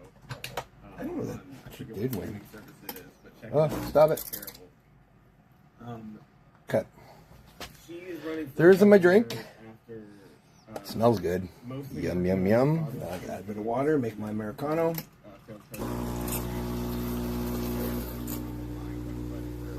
could froth up some almond milk to make yourself a latte or a cappuccino, but I just like the good stuff. She opens up talking about a trip she went on And? the president to Iraq, where a soldier fighting for freedom for the country. Wait. Cody, did that happen? It happened in the video that she claims that it happened, yes. Wait, is there actual evidence of that occurring, or is it one of those, like... There's a photo of... You're back. A soldier. I just made my Americano. He allegedly gave her. So a proper Americano would be like a shot of espresso, and then the rest hot water to make it more similar to like coffee, because it's a little more like diluted. I guess I do like a half Americano. You do a double shot and like fill it up halfway. So I get like it's not pure espresso, but it's like also like I give like a 4 roast espresso bean that has a lot more flavor to it. From the phenomenal roaster in the city. COVID. I know you don't take COVID seriously, but I do. We'll do it outside. I'll wear a gas mask. Yeah. Oh God, that's so good. Oh man. Come on, Ted. I don't think I've ever tried it yet. There's a Turkish place on the corner of my block. I should go check that out sometime. Just a liar, yeah. But I don't think I've ever tried it. I probably should, shouldn't I? Since it's a thing you hear about. Brother killed a dog, allegedly. Allegedly. Isn't Turkish coffee where you grind the beans so fine? That's pretty good. Yeah, don't you grind it like so hard that it He tied a dog on. What happened there was that Fucking drive overheating. That's so insane. Like, who who does that? You put your dog on top of your car? What is wrong with you? Oh God, that's good. Yeah, I think, if I'm not mistaken, Turkish coffee, like yeah, it's like a fine powder, and you don't filter it. The grinds are in the actual water. I think that's how that works, right? Dog kicked him like a dog, or whatever. I don't know. Crazy like that. Yeah, it's like almost like an instant coffee, but they don't. It's not. It's not dissolved. It's just so fine that it disperses in the moisture. Yeah, I should try Turkish coffee. This is so fucking good, my God. Time period will ever actually exist. Because, well, first of all, she talks about how the rule of law is under attack. Two examples she gives. So I've had some fine coffee like that before that wasn't called Turkish coffee. So I don't know if it would have been considered that. It's actually, I think it was an Israeli brand, which of course I don't buy anymore, but it was a super fine ground coffee. Typical Israeli thing to like take another culture's product and then try to take credit for it. Like Israelis like eat a lot of Middle Eastern food, but they say it's Israeli, even though it existed in the region in Arabic cultures for like centuries. It's fucking whack. Oh, go with them. But go to them now. Israel like just wants to be like USA 400 years ago so bad. Just rundown of and I guess they are. You might be familiar with about the radical left, socialism, cancel culture is said. Radical left again. The thing is, and they're going to succeed in doing this throughout the entire. She talks about the radical left. Still not done. Just de-stemming. Which is. I'm sorry, but no, man. The radical left guaranteeing us a $15 minimum wage within the next, I don't know, in 5 years. 5 years. Yeah, if the government was my friend, they would want me. If the government was your friend, they wouldn't say, when we said $2,000 check. Well, yeah, 400 years ago, they had slaves and they got rid of the indigenous population, or started to, or whatever. That's what they're doing. I mean, I don't think they necessarily. I think they do have I think Israel is doing a USA-style prison system slavery. I mean, like, I can't remember what portion of the Palestinian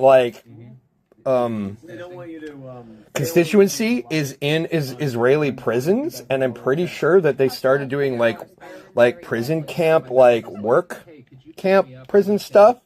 So there are many, I think there are things that are starting to be developed in Israel that are made with prison labor. So, like, that's slavery, especially when you consider that Palestinians get arrested for nothing all the time. Look at that is a gnarly looking pod. Picture perfect pod here. Well, it's tough. I am shocked at how few of these were actually bad. Like, I saw a couple on the surface of the pile, and I thought, oh shit, I'm going to start losing my Reapers. And I think it was like 4 or 5. And some of them are just tiny little shits anyway. It doesn't matter. It's weird. Like I probably lost 30% of my ghost chilies to like going bad, and they were picked at the same time. Like I said, I think these things are so fucking gnarly that even microorganisms don't want to mess with them. Components, right? They didn't raise the 50 cents to add them together. Yeah, if there were capsaicin involved in this process, I would be wearing glove strip. Fuck, that one looks gnarly. I'm saving like one for tasting. I might do this one. This one's looking more rippled. I don't know why I'm like picking out the hottest looking ones for the taste test, but I guess, you know, one wants to challenge oneself. Quite striking to me. The claim that she managed. I think I'm going to have too much chilies to fill this. I mean, I ended up putting a lot of flavor components into this canning. But Jesus, Sarah, or what? well, it's no, it's I rinse these down. I rinse these down to take all the gardening grime off them. God, that stem, it's a bastard. I'm gonna suggest that maybe. Did she have a lot to do with that? Maybe she didn't, and maybe her party today is maybe antithetical to those kind of ideals. Stuff that I thought was like rotting, I think was just bits of the petal ring around some of these pods. These are in phenomenal shape. I'm so happy and scared. I don't know. It's unclear if there's no law and order, if there's too much law and order from the government, right? Because order, but also the government isn't. The government's bad, but you need law and order. Conservatism is consistent. Yeah, it depends on what you're trying to accomplish in the moment. Right. Okay. Yeah. So we need law and order, but not from the government, but from the law and the order. But from the law and order. I'm recording some of this on my action cam. So I want to like take the VOD and the action cam footage and maybe put together a little video about this process. It's kind of like, I don't know. There's some content I want to make that is like produced content that is not, that could be considered normie content. So that seems maybe like one should come before. But I want to do it for the experiment of like just from a production standpoint. You know, edit it nice, have a consistent narrative. You know, appropriate soundtrack at the right levels. Whew, okay. We want to champion the good schools and the teachers. We want to say we want to champion them. But we also want to, well, I will say, if we were going to do that, my very favorite meme format, where you have the scene from Predator, where me get the two hands, the black hand and the white hand, clasping in the middle. What unites the Republicans and Democrats is making teachers go back to work during a pandemic. Yeah, we can all agree on that. It's time. It's time. It's time. We like it, and I will say, as a recovering third grader, it's about time for really studying teachers, right? You know, fuck, they've had it coming for. They've had it good for too long. They're just one step away from cops. 35% milk fat whipping cream. You need a high milk fat content. Capsaicin is soluble in oils, so if you have a high milk fat dairy product, that's one of the best ways to, like, if it gets too hot, to suck up the capsaicin in your mouth that's burning. So I want to taste the heat. It's definitely going to be like more heat than I can just handle and be chill. It's going to be crazy hot. So I'm going to eat a piece of it. I'm going to chew it up, let the capsaicin get around my mouth. Then I'm going to spit it out. I'm not going to swallow it. And it's just so funny to me because it's just, yeah, it's just like, you know, this isn't your dad's conservatism. Probably because because Windows is stupid that way. Everything is a safety check. It's probably for the best, but it means that it's not going to start up automatically because it requires the user to say yes, give admin privileges at the time. Why not just say whatever you want? Yeah. Well, that's just it. Like, the capsaicin content of this is so much that if I swallowed it, it would probably give me stomach cramps and, you know, hurt me there, and also like burn the hell out of my fucking anus later. And I don't see the point of putting myself through that. I'll burn my mouth up for the sake of like testing it out and whatever. But I don't need to do those other things. That's silly. Why would I do that? You could be through the first act of the monorail. Delicious. But I tell you, just like any other pain, this is a great thing about chili highs, is that it's makes your body feel pain, but there's absolutely zero damage being done. So your body sends a whole bunch of endorphins to the area, and there's nothing going on, so then it's just party time. You know? It's like, so the feeling of the receding pain with capsaicin with eating chilies is just really enjoyable. Like, in fact, yesterday when I did it with a scorpion, my pain in my hip was not hurting for like a half hour after that, actually. But Christian, I always find it. Well, this is what I'm saying. A momentary bit of pain and then feel good after. Which reminds me, I haven't taken my medication today, so I should do that now. I'm proud. Maybe I'll wait till after I actually eat something. The cancel culture, political correctness, it won't let me. Haven't taken any pain meds today, so we'll see how. I'm not feeling a lot of pain right now, though.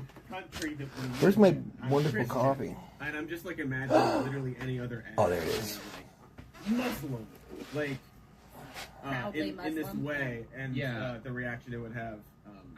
It's a whole conservative thing that is pretending you're brave for loving something that is incredibly popular to love. It's like, as long as you're brave enough to support the troops. It's like, yes, thank you for courageously supporting the most heavily armed organization in the history of the human race. They were really struggling without your help. They needed your input. Yes, good.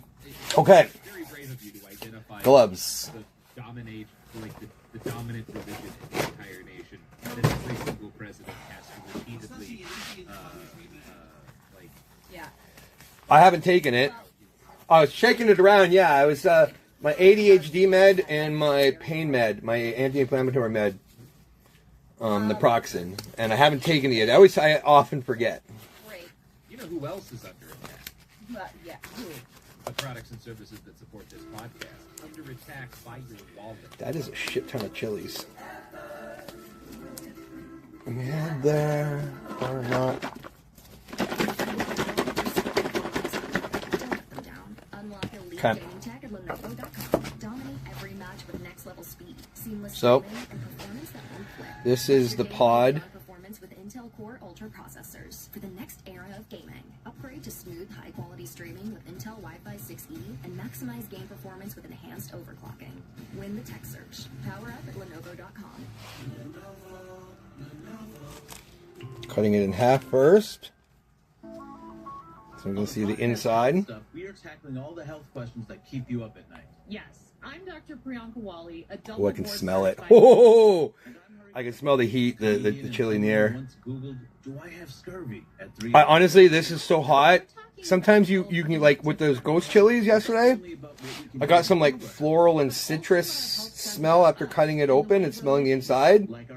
This, all I smell is the spice, like the heat. United States, I mean, 50% Oh, wait, a little bit. are pre-diabetic.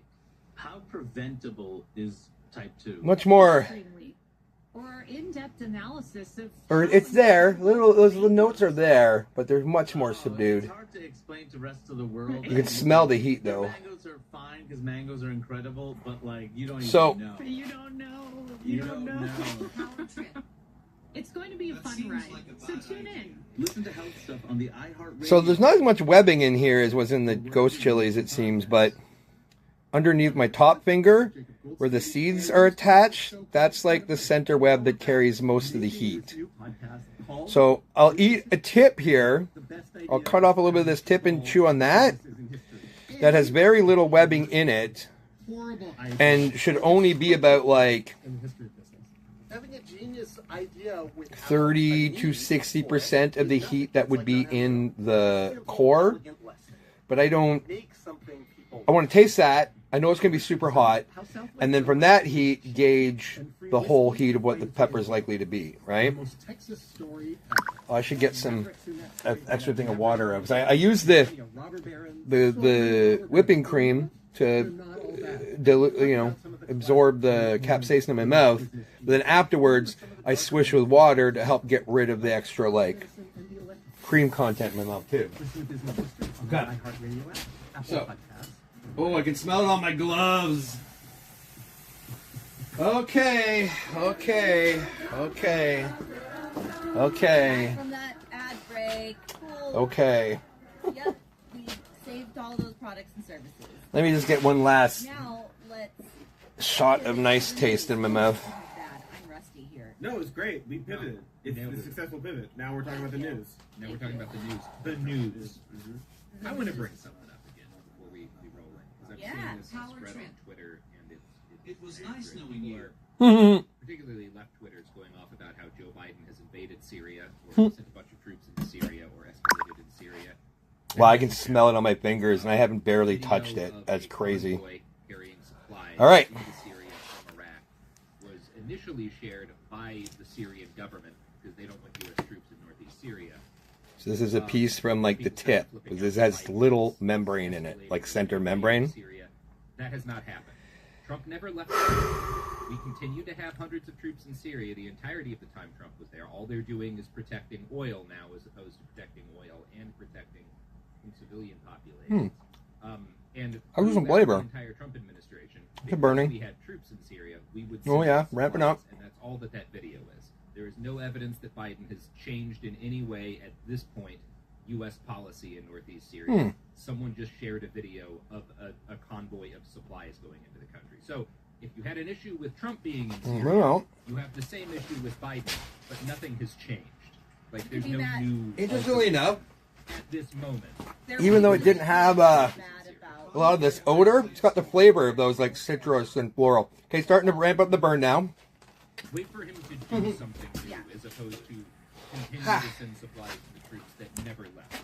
Yeah. So, like, be angry at him for the Venezuela shit, for inviting. It's a different kind of burn, man. To his inauguration and repeatedly trying to recognize as the elected leader of Venezuela, a guy who is not the elected leader. Like, the Euro crashed and didn't win the Euro either. Oh yeah. Oh yeah. It's fucking. Okay, I'm gonna start. Same shit we did in Taiwan and the Republic of China. Like, if this thing America, That's hot. we don't like the leader of this country. Let's pretend a different people are in charge, and this will work out for us somehow. Yeah, we're really good at that. Yeah, it's nonsense. We're really good at that position. Yeah. The bottom, the inside of my lip, where it connects to dictators, but we are happy to talk with Erdogan of Turkey. We're happy to talk with what's his fuck, the guy, the president of Hungary, Orban, all but a dictator. I mean, we talk with a bunch of folks. We love working with dictators. We love arming dictators. We love helping dictators. We love doing rebellions. We just decide some dictators we pretend aren't the actual leaders of their countries because we don't like those particular dictators. Yeah, it depends on what they do for us. Yeah. Regret. And it's a sign that Biden's probably going to try some fuckery with Venezuela. I guess we'll see. Oh, yeah, absolutely. I mean, we can talk about Secretary of State at a different time. He's gonna fuck up General Lloyd. Austin. Lloyd, yeah. We got Austin. We got Blinken. Well, hey, let's not. Lloyd Austin. He's got a lot of Raytheon. Okay. Really? The shining beacon of hope, Lloyd Austin. Which is why we're so thrilled that we have a representative from Raytheon finally. Administration.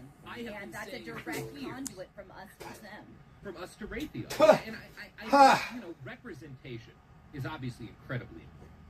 And I think there's a lot of Raytheon Americans who didn't feel represented before. And now they have a direct line to the Hall of Fame, and that's huge for Raytheon Americans. Proud Raytheon American. Proud Raytheon Americans. Kind of identity politics. I'm gonna pivot here. Talk about COVID stuff. Is that the news? Good. It doesn't. It shouldn't seem good, but fair. Fair and balanced. Fair and balanced. Yeah, guys. All right. Hate to break it to you, but we are still in a pandemic. Look at that. It's weird. I've talked about this with friends. Holy fuck. Shows as well. does things feel lighter. I'm crying. In some way, or at least it did last week. You know, you felt a sense of relief, but then you're like, oh yeah, there's still giant animals flying over all of our heads. So let's talk about that. I saw this on Twitter, but as of Monday, California and Gavin Newsom has lifted its stay-at-home order. All right. Which is shocking and terrifying for all of us in many ways. I mean, just a few weeks ago, we were still being considered the epicenter. I gotta take off my gloves, wash my hands, and wipe my eyes. Okay. Still way worse than previously also unacceptable levels. Okay. So it's So. it's different. That's putting an understatement. It's infuriating. It's hard to describe. This fun little But Times article with just the most appalling headline. Newsom's abrupt COVID-19 reopening brings high risks for California. yeah, it's hot. Also, potential economic It's hard to gauge. and, Because I had very infuriating, 'cause that's a bunch of capsaicin last night with the ghost chili. This is probably bad, but I've already become a bit accustomed to it. yeah. Because that burn didn't seem hotter that much. It was more pervasive. And I was very careful to chew it and concentrate it in one little area in my mouth instead of around my mouth. All right, here's a quote from that. And after like a quick, mastication, I spit out everything out. Dr. John Schwartzberg said he feared lifting the stay-at-home order was premature because the cases, while declining, remain very high. He said it might make more sense to wait a few weeks until cases go down further and California can begin reopening. Oh my God. He noted that after But now I started to feel good. Now it's feeling good. That's this thing about yeah, it is pain. It is a form of pain. And it's freaky, but it isn't going to do anything to you. So you always have to keep it in your mind. Like, it hurts, but nothing bad is happening. It's not bad. I would as well. It's such a special chemical. It's very unique. We're doing a lot better than we were 2.5 weeks ago, but we're doing terrible compared to 3 months ago. We need to knock these cases down so we get more people vaccinated. We'll get to a safer environment. Now that the endorphins are getting to the area, it's feeling good. I'm going to go wash my hands and my eyes. And then I'm going to get new gloves on and start processing. Regions that have different needs. There's a shit ton of people here. A shit ton of people here. There's And more people than the vast majority of nations on Earth. yeah. There's like 40 million of you. It's like there's not a one-size-fits-all approach to this that works for California and our demographic. That's one of the consistent tremendous problems with California is you have huge chunks of the country's landmass whose lives have nothing in common with the lives of people in San Diego, Los Angeles, Sacramento, and San Francisco. Holy shit. Election. Like, well, I guess let's push a gas tax that will be fine for me and affordable for me. I died. But be financially ruinous to farmers in the valley or in fucking north central mountain area. And I'm never going to think about that. I had to guesstimate between 600,000 and 800,000 Scovilles. It's the problem with That was hotter, considerably hotter than say a Scotch bonnet. Well, I think Scotch bonnets sit around 400,000. I think. Hey Google, what's the average Scovilles of a Scotch bonnet? Maybe it's a lot less. Sorry, I didn't understand. Fuck you. Hey Google, how many Scoville units is a Scotch bonnet? Towards violence because 100,000 to 350,000 Scoville units. It's a lot hotter than that. en.wikipedia.org. Like the closely related habanero, Scotch bonnets have a heat rating of Like habanero as well. 150,000 Scoville Definitely units. hotter than a Scotch bonnet or habanero. It's a very tricky. Yeah, 600,000 to 800,000, I'd say, is what I just experienced. And again, that's just in the tip. That has very little webbing, if any. It's probably the least hot part of the pepper, the hot part of the pepper. So the pepper as a whole, Truly unbelievable. 1 million to 2 million easy. Bare minimum. A friend of mine said Yeah. in a really interesting way. It's like if you're sports Ah, yeah. the last That was a very careful, controlled test, and Worried about sports team. it did me in. About the team. They're not doing great. Also, our vaccine rollout here Okay. is a joke. I mean, people are finally getting their parents. I wish I had a tripod. I don't know where my fucking tripod is. I have to use the other camera lens. I have some good news. Oh, yeah. But now, I get a sip of my coffee now. It's going to taste so good. No, thank you. I mean, it's Whew. gruesome. Black and brown communities are being devastated. Oh, yeah. Okay, gloves. I'm not touching any of these fuckers without gloves, man. The demographics. LA has the biggest population of multifamily sharing residences. All of this is just One of the major problems we deal with that is Oh, yeah. I never thought to bring that up in the past. But there's different grades of cable, right? Cat 5, Cat 5E, Cat 6, Cat 6E. I got some cable. It's supposed to be Cat 8. I don't know if it really is. It was not that expensive on Amazon. And none of my gear is Cat 8. But I'm future-proofing against potential, like when I run a bunch of cable out to the shed, I don't want to change that again. amplified. I read this New York Times article. Oh, Cat 8. Yes, you got Cat 8. I'm curious, like, you can't test that cable without actually being able to transfer something at, like, crazy speeds, right? Like, if you tried to transfer between that and another computer. And also, this is the issue, too, Trip, is if your modem is, like, just, like, the LAN connection on your modem is going to be T100, right? It's going to be, like, or T10 or what. It's going to be 1K. It's basically a 1K-ish cap, right? When I was using, I have the optical service on my internet, and I was not getting faster than like that 1K average, because not only was my cable not fast enough, but my adapter on my PC was a 1 gigabit like Ethernet adapter, and the. And this isn't to dismiss the efficacy of vaccinations in general. It's to, but to underscore just how badly we. If the modem and router can do 2K, they just don't exist. That's not useful to you.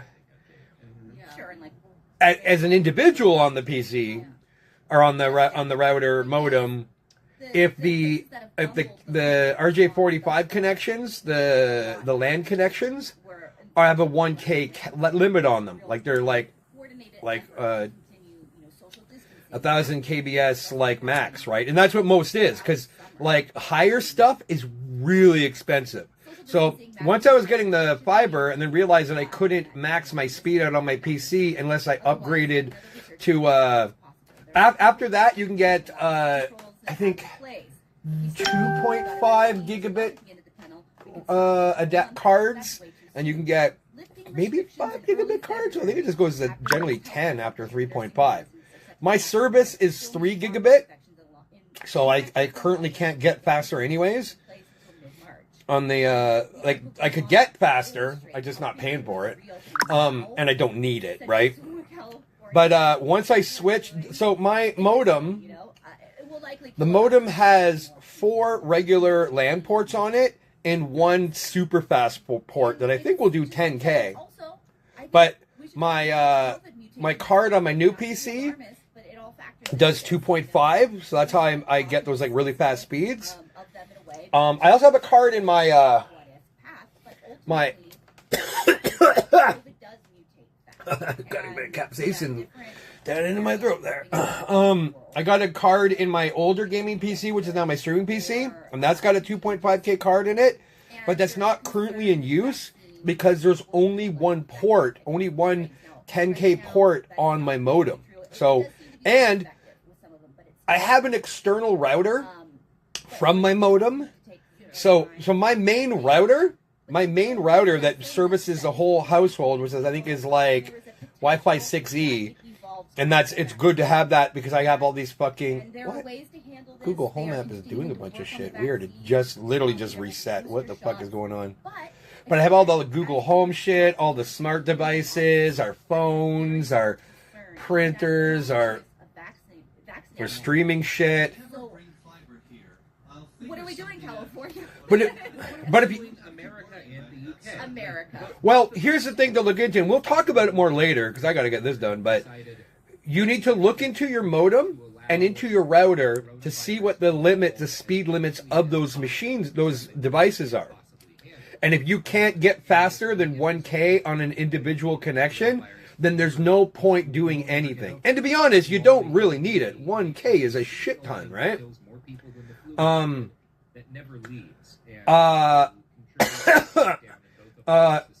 my system with my modem and my router, they're not bridging for some reason. So my gaming PC can't connect directly to all the other PCs and gear on the router network because for some reason it's not bridging. One day I hope to solve that, but it's really not affecting me that much because I have my gaming PC connected to both the 10K on the modem and to the network off the router, and I just switch between which internet I'm using. So if I want to use the printer on Suzanne's desk, I just switch to the 1K network and use the printer. And then I'm gaming and stuff, I switch to the 2.5K on direct connection. But I do have a switch that I'm going to try and mess with in the future so I can have both my streaming PC and my gaming PC both connected to the 10K connection. And in the future, when I'm in the very near future, like within the next month or so, I'm waiting to see what kind of sale prices I can get on like hard drives this coming like Black Friday and Christmas sales, etc. And I'm building a what you call it? I'm building a NAS server. I'm building a NAS RAID server, a RAID NAS server. I'm gonna have 8 drives of like they're not gonna be super big. Like I'm not gonna maximize it, but I'm gonna have probably 8 drives of maybe 8 gigs each. That's what I'm looking at. Which like with like a 2 drive redundancy, with like a with a RAID 6 array, I'm going to and the RAID the NAS server is going to do a couple things besides being like son of a biscuit. The coronavirus is our sword of Damocles, and we were like, what if we use that string as a shoelace? That's the fucking United States. God damn it. Weird. There we go. I think we need to take a... Son of a biscuit. Why were you doing that?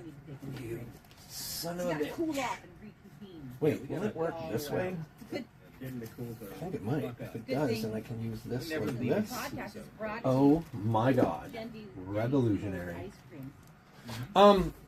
This podcast is also brought Anyways, by Radio. with that NAS server, that's going to be a central server that both at home on our different PCs and on our phones, we can access all of our pictures and videos in a one-stop location, and all the users that will be on the NAS can also what you call it, all the users on the NAS can make their own folders that are password protected. So like Suzanne's sister say could back up all her photos and videos to her own thing on the NAS, and none of us would be able to see it, for example. And you can do all this from the phone app, and it's like it's a whatchamacallit. I'm gonna have to get into Linux to do this because it's gonna be a Linux-based system. But I came across this video on YouTube from this guy who specializes in basically like DIY NAS stuff, and your average NAS box, especially one that would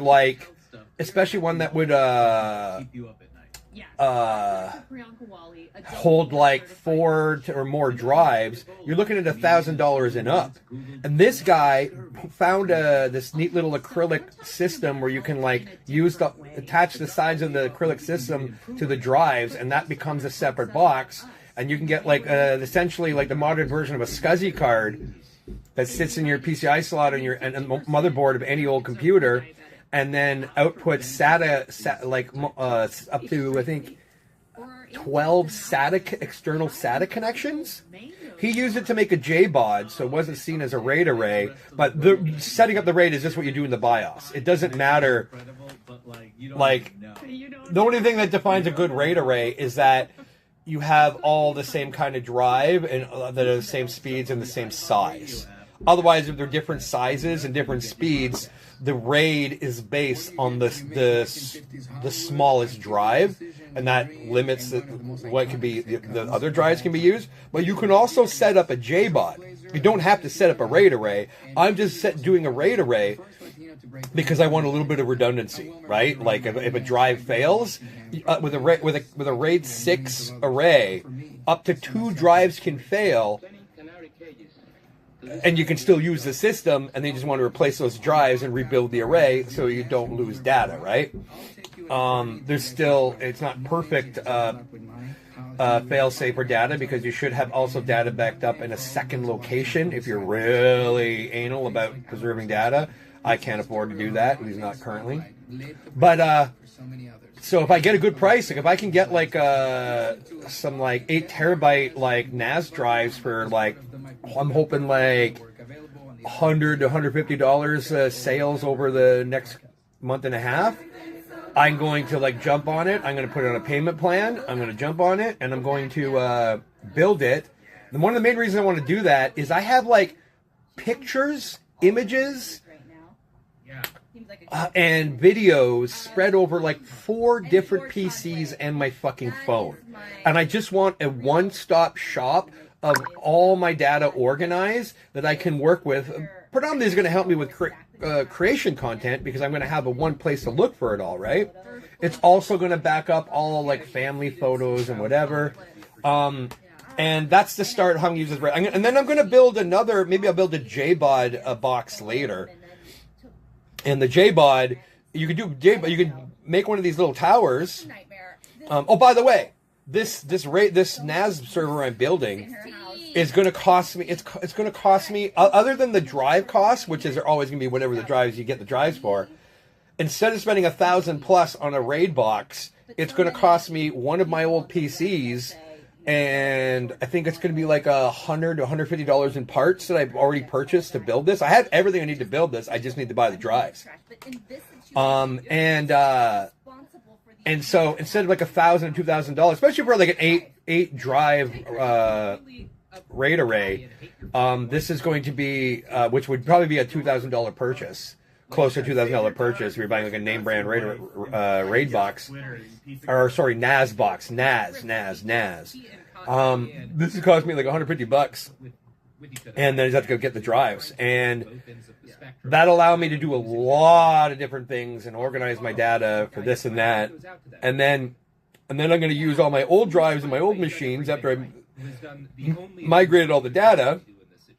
I'm also going to be like all my like downloaded videos that I have on like, I use Plex. I use a Plex server currently, but I've also started recently checking out Jellyfin, which seems like it's probably mostly better in the long run. But it's going to take me a long time to work with Jellyfin to set it up. Like I'd spent like years messing with Plex. But I'm going to have all my like movies and on videos like on this server as well, that will not only be accessible like at home on any device, but will also be accessible when I'm out and about. I could watch content on my phone if I wanted, or I could give someone else access to my Jellyfin server and they could watch content. Now, the reason I bring all this up is this is going to be on that 2.5 gigabit switch that's going to be connected to that 10 gigabit fiber connection, although it's only got a 3 gigabit service. But it does mean that when that server is directly connected to that internet connection, I'm going to have this really fast connection. Say, for example, I give you access to my Jellyfin, you can watch any of my downloaded movies and stuff, and I got a lot of them, like terabytes and terabytes and terabytes and like probably like 30 terabytes of like high quality movies. Not all of them are high quality. The ones I have that are high quality are just rare ones. So, for example, but also like I can also like give permissions on individual folders. So say you were doing some video and you wanted a bit of video I had, I could, if you had the app connected on your PC and or your phone, I could give you permissions for a specific folder and you could access video I had directly at high speeds to transfer. So, and I could give you a folder too. I just know that you got a shit ton of video data and I'd have to limit how much you could put on the server, but I could give you access to the server too. And like I say, once I migrate a bunch of this stuff to the NAS server, I'm going to make another NAS server and I'm going to do a JBOD. And a JBOD means all the other disks I have where I'm migrating data from are all different sizes and speeds. So if I tried to make a NAS server with those disks, a 20 terabyte disk would be reduced to like an 8 terabyte disk because it would have to match up with the smallest disk on the array. But I can make a JBOD, which is just short for just a bunch of disks. And I think you can set up a JBOD. If I'm not mistaken, a JBOD is seen as one volume in Windows, but it's got the combined size of all the disks together, but you have no parity, right? So if you lose a disk, you lose. Doesn't matter that Windows sees it as one big disk. If a drive goes, you lose whatever is on that disk. But I can set up that JBOD and like start just like stockpiling like an extra backup of everything. That'll be much bigger in storage size, so I can easily do backups on it. Right? I could do like triple backups on it. So just in case the drive dies, and I'll probably set it up to have the system regularly back up everything on the RAID array onto the JBOD. So, and I'll be able to do this for peanuts. This is a great thing about this, is I have all the hardware already. When I bought the parts to build the NAS server, I bought double. I have 2 of everything because I knew I was going to do a RAID array and a JBOD. So that's my winter project, is getting that sorted. So by springtime, I have image and video content central that both you and I can build an access trip for like making content. So anyways, let's get to work. My nose has mostly stopped running. Well, explain it more what he's doing. Woohoo! This is gonna be a hot ass sauce. Hot ass sauce. This is Trump. But also, one of the things I like about this is my dad and my stepmom And then so Biden is reversing that. have collected Maybe just like so many like of any pictures they could over the years, and I want them to have like their own folders as backups on this RAID array as well, but also like where they can choose to have stuff like accessible to other people on the service, or their own stuff they don't want people to see, whatever. But there's like literally like 100 years of family photos that my dad has. Like he got a few years ago, he got a negative scanner and started scanning negatives of pictures that he'd never gotten developed going back to the fucking 60s. Like when he went on like trips to Hawaii and shit. And like I remember this story I heard growing up where my dad's telling the story to like co-workers, which are other construction workers. So he literally like, oh man, the spice in the air is blocked. He stopped some men from raping a woman who were attacking and trying to rape a woman. He stopped them. And then she thanked him and they hung out a bit. And then his joke to the other construction workers back in the 70s was like, and then I went home, and then we went home and finished the job, meaning he didn't rape her, but they ended up like hooking up, because he was her hero. But my dad has pictures of this woman that I'd only heard about in stories. And, oh my god, that is some dense webbing in this one. We're all gonna die. Most of these private prisons are not the ones that are being banned. And also, like, it's being presented as like it's good god. Or end of private prison contracts for these private prisons. So it'll be really cool to have access to like 100 years of family photography that I can like Dismantle ice. look at, reference, use. There are pictures of my grandpa Gianosh, who I never met, who died like 3 years before I was born. Fell off a ladder, got a brain aneurysm. Swan River, Manitobers.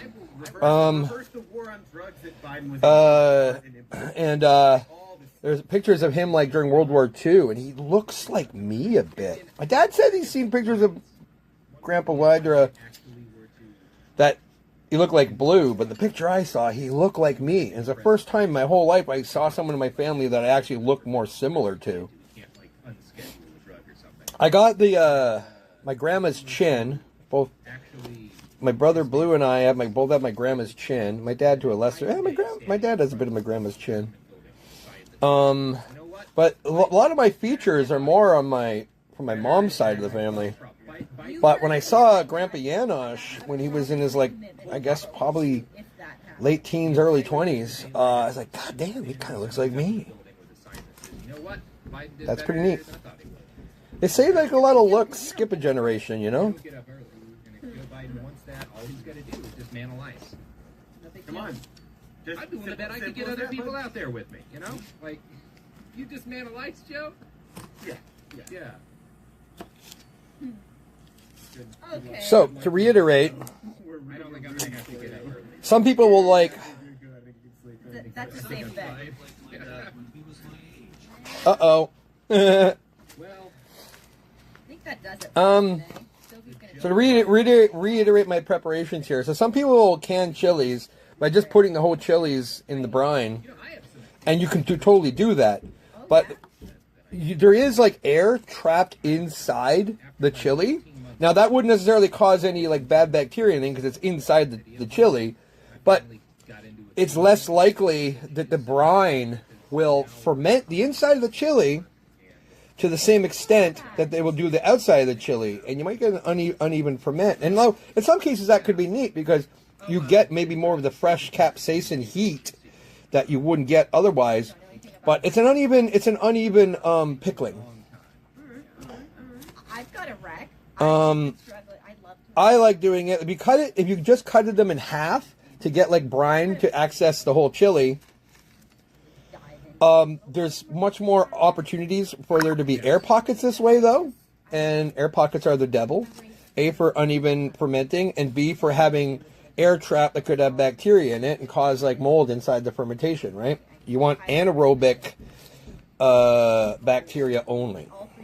You get aerobic bacteria, you could have bad time. Have you read The Expanse, Katie? No, I should have. Oh, fuck. Yeah, once you finish this, you've Expanse. I never finished the Ooh, I'm excited. should read the book. Wonderful stuff. Do the books go past the TV series? Anyone know? I really love the show. One of the reasons I love the show is the only science fiction I've ever seen that has the same amount of detail, the realistic detail that I experience in good hard SF, right? Good science fiction. And if the books are of that same quality, then I really enjoy them. But I don't like fantasy, and I don't like Buck Rogers-y sort of science fiction. I only like hard SF. Okay. This seemed like a really fucking big-ass jar at first. I gotta go. Sophie's gotta go. She's taking a day off. I think more needs to be said about how Harry Potter and Lord of the Rings are opposites. What? Because the entire premise of the Lord of the Rings is that there's no such thing as a chosen one. There's just a bunch of like flawed, imperfect people, and the only way to accomplish anything is for those flawed, imperfect people to support each other. Good point. And the ultimate enemy Although Tolkien of was the a entire world, racist, if all I'm life mistaken. itself, is power. That's the story of the Lord of the Rings, whereas the story of Harry Potter is special boy superpowers. We need a special boy to save the day. He alone will fix. Yeah, we need a special boy with special blood. Oh, I just rubbed a lot of capsaicin on the cutting mat. This cutting mat might be toast. Yeah. Also, there's a race of bankers Yeah, there's a race of like, and not to say that You there's can't not not mention this. complicated racial stuff. Yeah, Lord of the Rings. In Lord of the Rings. But also, he wrote it in like 1920 as opposed to writing it. Yeah, in the good late point. 90s. So anyways, yeah, we want no aerobic bacteria, and we want a nice even pickling. We're only fermenting for 2 weeks. Majority of the fermentation is done in 2 weeks, and that's when I feel you get like max like fresh flavor in the sauce. And then we blend, sieve, and bottle. In the heat of battle, your squad relies on you. Don't let them down. Unlock elite gaming tech at Lenovo.com. Dominate every night. Wowzers! Seamless streaming and performance that won't I still got a bit of a glow going from with Intel Core Ultra processors for the next era of the whatchamacallies. smooth, high-quality streaming with Intel Wi-Fi 6E I and can grab maximize my game performance. I can grab my coffee. Win the tech Coffee. at Lenovo.com.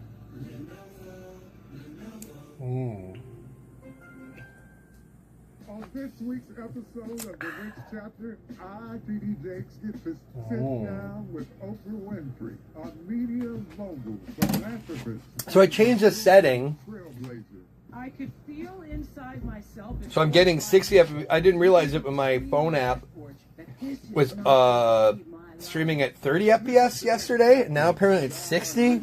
Is it noticeably different at all? I guess you have to select like the 1080p 60 option from the viewing settings. I'm curious if it looks different than yesterday or feels different. I mean, it'd be the same like same land, same resolution. It'd just be a faster frame rate, so it should be smoother, right? I got judged horribly. The judges were like, "You're trash. I don't know how you got on the show." Check out Not My Best Moment with me, Kev on Stage, on the iHeartRadio app, Apple Podcasts, YouTube, or wherever you get your podcasts. This is an iHeart podcast. I'm gonna have to muddle the fuck out of this. Those onions, I should not have separated them, and they take up way too much room. Your squad relies on you. Don't let them down. Unlock elite And there's going to be so much compression when it pickles that I'll lose so much fucking height. I don't like that at all. Oh, look at this fucking scary looking bastard. To smooth high-quality streaming with Intel Wi-Fi 6E and maximize game performance with enhanced overclocking. Win the tech search. Power up at Lenovo.com. Lenovo is stupid. I'm Robert Smith. Never buy a pre-made system from a big company ever, ever, ever. Whoa, look at the fucking ripples on this son of a bitch. Oh, there's a black mark. Let's see what's going on there. Nothing bad. Well, nothing bad other than normal. Wait, is that... You know what? That does look bad. That's fine. That's not. The most Texas That looks story okay. of listener business history on the iHeartRadio app, Apple Podcasts. You could get a like say a Lenovo system that's like, oh, it's got a 4080 and it's got like X amount of RAM and like a certain CPU, and it's like, oh, that sounds great. But then all the specs inside is gonna be like a mediocre power supply, but very little upgradability, and like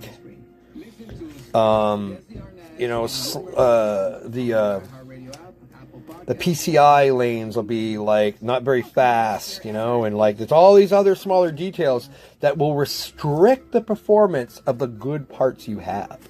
That's why you never buy Lenovo or any other big company system. What, Lenovo, is Compact still a thing? Companies are out there. Oh!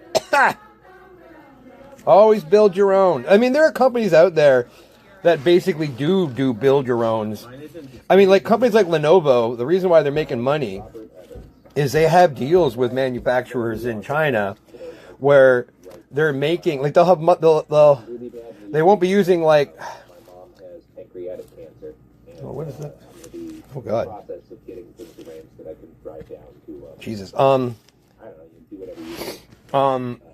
You have some good quality components, but they won't even be using a necessarily like an off-the-shelf low quality motherboard.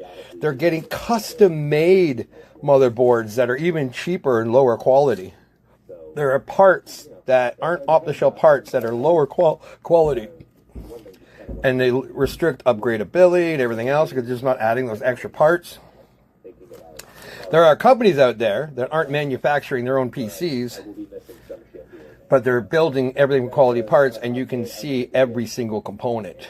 And sometimes that's a good deal, only because they're buying stuff in bulk and getting bulk prices. Oh yeah? What, did he come up with a new stupid name, and then he couldn't say anything because he's new? We are delighted to be joined by... I'll check that shortly.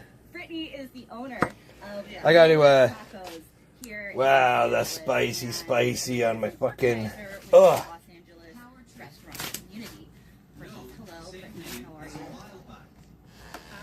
Let me take a look. Well, thanks for having us. Oh, that's funny. Yeah, we're really grateful to take up some of your time. I know you're really busy. Obviously, the restaurant industry has been greatly affected by the pandemic. That is a gross understatement. Oh, yeah, many restaurants' survival during this climate has meant a lot of quick thinking, pivoting without much leadership or direction from local governments. You say is a while back? I would like to start. I mean, didn't he get banned from that server anyways?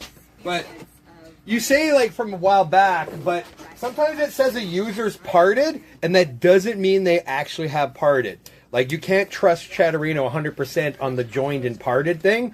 Sometimes it's just Chatterino and Twitch, like, doing weird, like, because, like, the chat is basically an IRC channel, right? And they sync that IRC channel with the video upload. But, you know, I think there's artifacts. So, I mean, that person could still be in the channel, right? They could also still be in the channel, but maybe they muted it or active or have a different tab as the main tab that's out. Like, the way that works is kind of wonky. And it's not 100% accurate. But yeah, that guy, I don't know if he got banned in the server we played on. I think he did. Oh, this looks so fucking hot. Right. Could be he came and went. It really is. But the timing of the pandemic is, of course, very important in this story. So funny. I mean, yes, I know. I don't think we ever banned him, because if we ban him, he won't come to the channel, or at least not logged in. That guy's not smart. Personally was finally like living my best life, where I wasn't constantly stressed. Yeah, and that was so that in the future, if we saw him, we could point out the evidence. And then if he's playing with people who we know are cheating or stream sniping, and then we can show that he was in our channel, he would get banned, and likely other people he's playing with, right? So his campaign ended on the 3rd. So weird. Whoa, man, these fucking, some of these peppers look like they're gonna fucking kill me. We were like, we came back March 14th. Really grateful you took that vacay. Yeah. Yeah, and we came back March 14th, and there was a guy in front of us, like a guy and a woman, and they were being very protected, like they had masks. Do what you gotta do. Sanitizing everything, and me and Dad were like laughing at that. Like, oh my god. Little did we know. What time are we at here? What was I gotta move this along. We already started to feel a slowdown. It was like a gradual slowdown in the sales, like about 20%. And so as soon as I landed back in LA, mind you, we had just started to get to a point where we were like, this is monotonous. I gotta admit, it's not very exciting. I'm very grateful. You can only tell your oh my god. I bet he's like hurting my back. Just hunched over. Certain trends that you kind of have to anyway, so I thought, the slowdown was related to the virus, of course. We came up with a plan to incorporate new safety measures, not using reusable things, changing to disposable. And then the 16th was the shutdown. And the night, we knew that. I don't know if you guys also had the same experience, but I think everyone kind of knew it was coming by then. So I was, just in bed, like, crying, because I had no clue this is not something I've been through. I don't know if you guys been through a global pandemic before. No, I know. People are like 100 years plus. Right. So I was like, I had no clue what was going to happen. I had 70 employees at the time. So I was just 70? Like, it was really difficult. I was 70. Wow. Again, so impressive. I mean, really. Yeah, it's a big, we were growing. Yeah. Yeah, and it was so, our catering business was booming. Like, we were really growing. Who is this person they're talking to? About it, but, like, I remember sitting in bed, like, very much aware that I was going to have to call every employee, or at least, 98% of them, and tell them that they didn't have a job anymore, in theory, right? I didn't know how long. They were saying 3 weeks at that time. Wow. But yeah. And what's so funny is I was telling my manager team then, I was like, guys, I definitely know it's not going to be 3 weeks. I'm going to say 3 months. Yeah. I was like, no, it's going to be 3 months. Here we are, like 11 months later.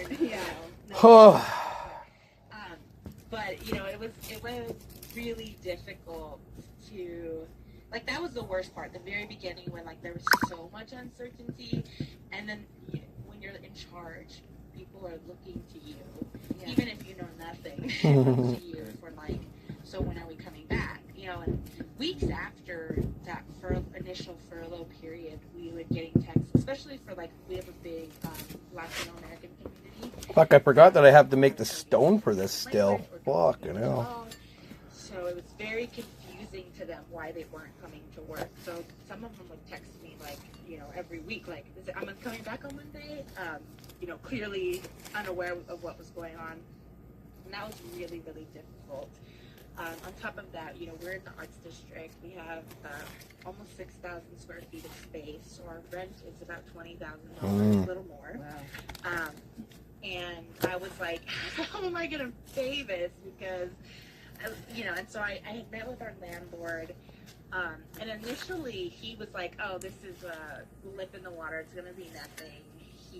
I said, look, I can share my books with you. We can be very transparent. And he was like, I run a business. I know books. Do you even accept credit card? I was like, what? Definitely. Like, I think he was insinuating that we're like cash only, so we were going to be sneaky about it. Landlord. And I know, he's definitely come around though. But I recently saw an email from him from April saying like, oh, I think we're going to open soon. And like, we didn't. So, but he's definitely come around and has become very accepting that this is good. A little bit more dire. Yeah. So initially everyone was hoarding like heavy. Dan to me, my partner talked to me maybe in January, like, hey, maybe we should start getting supplies together. And I was like, no, you're just trying to stress me out. But everyone had already got on that tip. Okay. We were late, but the shininess on these gloves is pure capsaicin oil. The spiciness of these right now would be fucking insane. The closure started March 16th at 8 a.m. and we were like, what are we going to do? Holy moly. So we came up with these emergency taco kits, and it was basically 10 pounds of meat, rice and beans, just like, if you want to have food for a couple of weeks and not have to do much but like heat up some beans and rice and beans. And so we were like, 10 kits a day, so they were 150 each. And we're going to be okay. I think on my half-gallon setup, I did a cup and a bit of the olive brine, which is my secret ingredient. I'm going to do 2 cups and a bit. We have so many eggs that are going to go bad, so we also added eggs. So it had a couple of things in it, not just like meat, but it was enough to like, it was supposed to eggs, toilet paper, tortillas, like enough to get you. Olive brine gives it a certain special flavor, but it's also like a starter brine that has probiotic bacteria in it, so it's very, very useful. I think that will be revealed as we talk to you today is just how quick you've been at pivoting and adapting. And that was the first thing that I was like, that's really impressive. Anyway, sorry to interrupt. No, it's a very long story. It's 11 months of my tries and tribulations. I appreciate it. Yeah, so we did this. We were like 10 kids today, and when the first kid came in, we were like, oh yeah, like everyone was celebrating, and Dan was working because he had just ended a campaign, and we were super poor all of a sudden. And my chef was like, we were just like, yeah, one kit, we sold one, and then the second one came in, and then the third. And by the end of the kit process, you guys all know the hoarding process did not last. Like people, Yes. I plan to be wrapped up all the things I'm doing by like hopefully 5 o'clock. So finish my canning. I had a little chore to do downstairs, and then yeah, exactly. So I mean, we had to do a cutoff because we couldn't keep up. and then chill time. We were able to, for those that we couldn't bring back, we were So able he needs to his buy breaks, them, man. grocery boxes and like help them out financially because of it. We were able to maintain. No, God damn it, no. Because of these kits that we were able to like, be okay for like 6 weeks. As the pandemic grew on, the hoarding mentality kind of tapered off. I think people felt like, oh, okay, I think we're gonna be able to we're okay. And so people wanted to do different things. So we love the kit idea. Okay, I brined up. I got no coffee left. That sucks. So we did like meal kits that we thought were really fun. So we did like a Roots Chris kind of bakehouse kit. We did like a Korean barbecue. Alrighty. Where we put like Korean beauty products in it. So we could have like a whole night of it. I think I will be able to do this one with most of what's here. And then I'm going to have to, indoor dining open, and then I'll use the half, I think the rest will maybe do the half gallon. I got to make a pee-pee. And if you ever worked in a restaurant or near a restaurant, there's nothing that you can do, especially in the middle of a pandemic, in like 2 days. Yeah. So some people, I don't know if you guys listened, but the health department effectively said, if you can, it's honor system, if you can honor these 15 rules, you can open. And you can open tonight. Yeah. My question is, what was that like, obviously it sounds terrible, but like, what was that communication like? Like, so they gave you 2 days notice, was it just like a generic email with a checklist? Like what was that process? No. There was no, so I had been getting texts because I'm very involved in like advocacy, and I have like a strong restaurant community of friends. So I'd been getting texts like, I hear we're opening on Friday. Did you hear that? And I was texting back like, and I feel like I always know things. Like I have like a fifth sense. But I feel like I was like, no, don't worry, guys.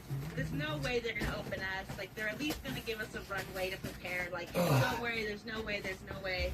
And there is no, unless you're like subscribed to things, there really is no active. Oh, I poured myself a tea earlier. I'm gonna drink tea. These are the rules. Oh, I love you, coffee.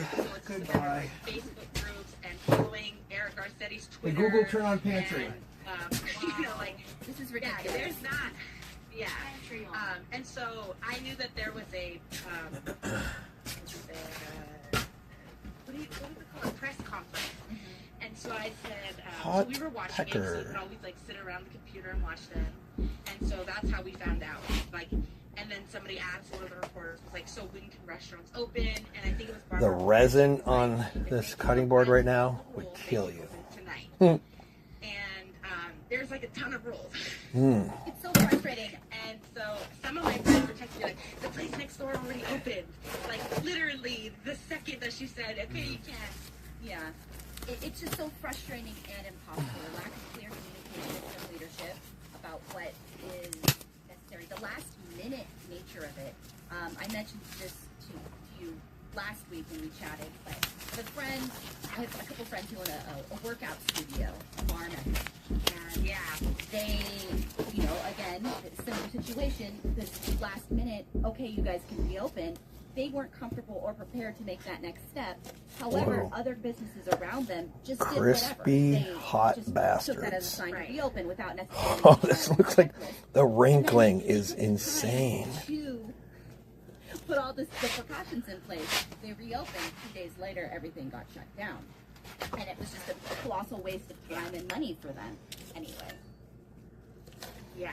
I'm gonna have to at some point here take a break. Or you know what? I'm going to can everything, but then I'm going to have to like fabricate a stone for this. One of these days, I meant to do this ahead of time. I just completely forgot it. I'm going to have to add it to a schedule. Is I want to custom make some molds for concrete to make pickling stones out of concrete for my jars that are not mason jars. So on June 15th, we started a huge staff training that was outdoors, and we had our huge staff that we had to pay to be there, go through a training which we paid for. And we had, meanwhile, there was construction going on, installing plexi, making sure we paid an architect to make sure that we can like stay certain amount. Like it was really important to me that like no one got COVID. Of course, because I care about my own safety and the safety of the staff, but like because getting COVID is not like the cool thing to do, right? So like we had to keep COVID out of the restaurant. You know, like at the very bare minimum, it was just a matter of like keeping business viable. Because we were like, oh, Girl Taco's COVID girl now. Like nobody was gonna want to go there. So you know, it's really important that we took the time to like open safely. So we opened indoor dining on July 1st, and I came in early that morning, and at like 6 a.m. I got a text from my friend. Who is the executive director of the Independent Hospitality Coalition. He texted me saying, I'm hearing from a really good source that Gavin Newsom is going to shut down the state again. Oh my God. And I was like, no. And so I pull over my managers, and I told them, like, hey, Gruesome Newsom. Today, so don't tell the staff anything. Because the staff was like jazzed. They were like high-fiving, like, you know, COVID high-fiving. But they were jazzed to be back. It was like the first day back at school. And then at noon that day, we opened at 11. We got the notice that all restaurants had to be shut down for an indoor. hour. You were open for an hour. Yeah. Well, we were open for 5 because he did allow us to stay open until the end of the day. So we did it. We saw it through. An hour before you got the news, I'll say. But yeah, exactly. I think they'll get all this in this one jar, really. So we decided to do outdoor dining, which was wonderful, and it started to feel like things were normal. We turned our parking lot into an outdoor like fiesta vibe, and people loved it. And we kept everybody as safe as we could. We did not get a single case of COVID during that time, which was wonderful. And then as cases began to rise, we were informed, again, all through me just like always looking and being in communication with friends who were like aware. We were informed that if cases reached over 4,000 in a day, we would have to close outdoor dining again. And then there was all the drama with like which sucks because outdoor dining isn't necessarily any realistic vector transmission. The rise in cases would come from other people doing stupid shit, like, say, people like trying to like open up businesses and factories and have people working in close quarters and yada yada. And then those raising cases from other people would fuck up other people's businesses. No one ever thought to talk about that. That businesses having to close down because the case numbers rising was likely due to other people running businesses badly. And I would see, you know, businesses such as yourself, you know, who went the extra mile to create an outdoor space and enforce the rules. God, I can still think back to like morons on Facebook who are like, oh, the virus is so small, the mask won't even stop it. Why are you wearing a mask? You're stupid. And it's like, no, that's not how it works. The virus doesn't free float on the air on its own. It's aerosolized on saliva. The saliva does indeed get stopped by your mask. Like, easily. Yes, we want to be able to There's fucking be open morons. There are still people to this day who are anti-maskers. They're like, oh, you're scared of the virus, you're an idiot. And it's like, like, the efficacy and the proof of like the effectiveness of masks has been proven 1,000,000 times over. Like, if you're still denying the effectiveness of masks at this point, you're just a willfully moronic individual. I'm going to sneak in another organization. But I mean, like, it's funny when people would attack you thinking that they're anti-mask position is justified by some kind of science, and then when you would plainly show them, even link them a video of the actual science, they would then like switch to some other stupid thing. For the needs of restaurants, but That's what's, it's like the Dunning-Kruger effect that is like endemic in the right-wing messaging sphere is fucking insane. Like, people don't understand anything they're talking about, but can memorize talking points or reuse talking points. And if you shut down their talking points with just like straight facts and proof, it doesn't change a thing. And I think it also shows that they're never cared about the reality of it in the first place. They only want a vector of attack. And if you stop that vector, they're just going to find another vector, because they don't actually care about the subject. They only care about like demeaning and harming and defaming like what they see as their opponents. It's team sports to them, not actual like reasoning, not actual like ideology based on like what is real, which is fucking insane. That's what the right wing is to this day and age. Hospitality entrepreneurship through like grant programs and It's all in their fifis. not like fighting. Okay, this I'm actually gonna have to add some more. Yeah, I mean it's been the community. Because this is going to definitely shrink. I need to pack it. Yeah. Whack it and stack it. All right, let's. A lot. You guys have done something very successful. It broke awareness for a lot of us in Los Angeles, and I think it's so inspiring to talk about on the show, on all of our shows, but particularly this one. We talked a lot about mutual aid and community organizing, and how without good leadership. Hey Google, remind me in 2 weeks to blend batch 2. Why I'm so excited. Got it. I'll remind you on November 28th at 1:45 p.m. as a leader and help create resources and opportunities. Okay. I got to cut more, so we're going to get into the chilies from the small plant. I would like to have made a small sauce with these chilies to see if there was a difference. Same with the lesser ripened ones. But it's more important to have a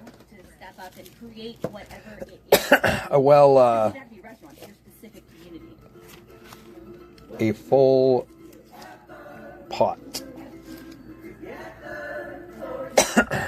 Now, I'm going to need to be AFK. Oh, the cake just came up. What the hell? Oh, these little guys might be might be more potent. Whew, tickling my sinuses. Don't pay for water. Pay for clean. If it's got to be clean, it's got to be Tide Pods. Water content based on the leading bargain liquid detergent. In the heat of battle, your squad relies on you. Don't let them. That's unfortunate for them. Gaming tech at Lenovo.com. Dominate every match with next-level speed, seamless streaming, and performance that won't quit. Push your gameplay beyond performance with Intel Core Ultra processors for the next era of gaming. Upgrade to smooth, high-quality streaming with Intel Wi-Fi 6E and maximize game performance with enhanced overclocking.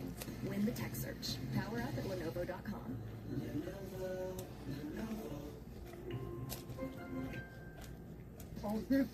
Yeah. Oh yeah, I might end up putting all my chilies into here, which is fine. I kind of did want like just a pure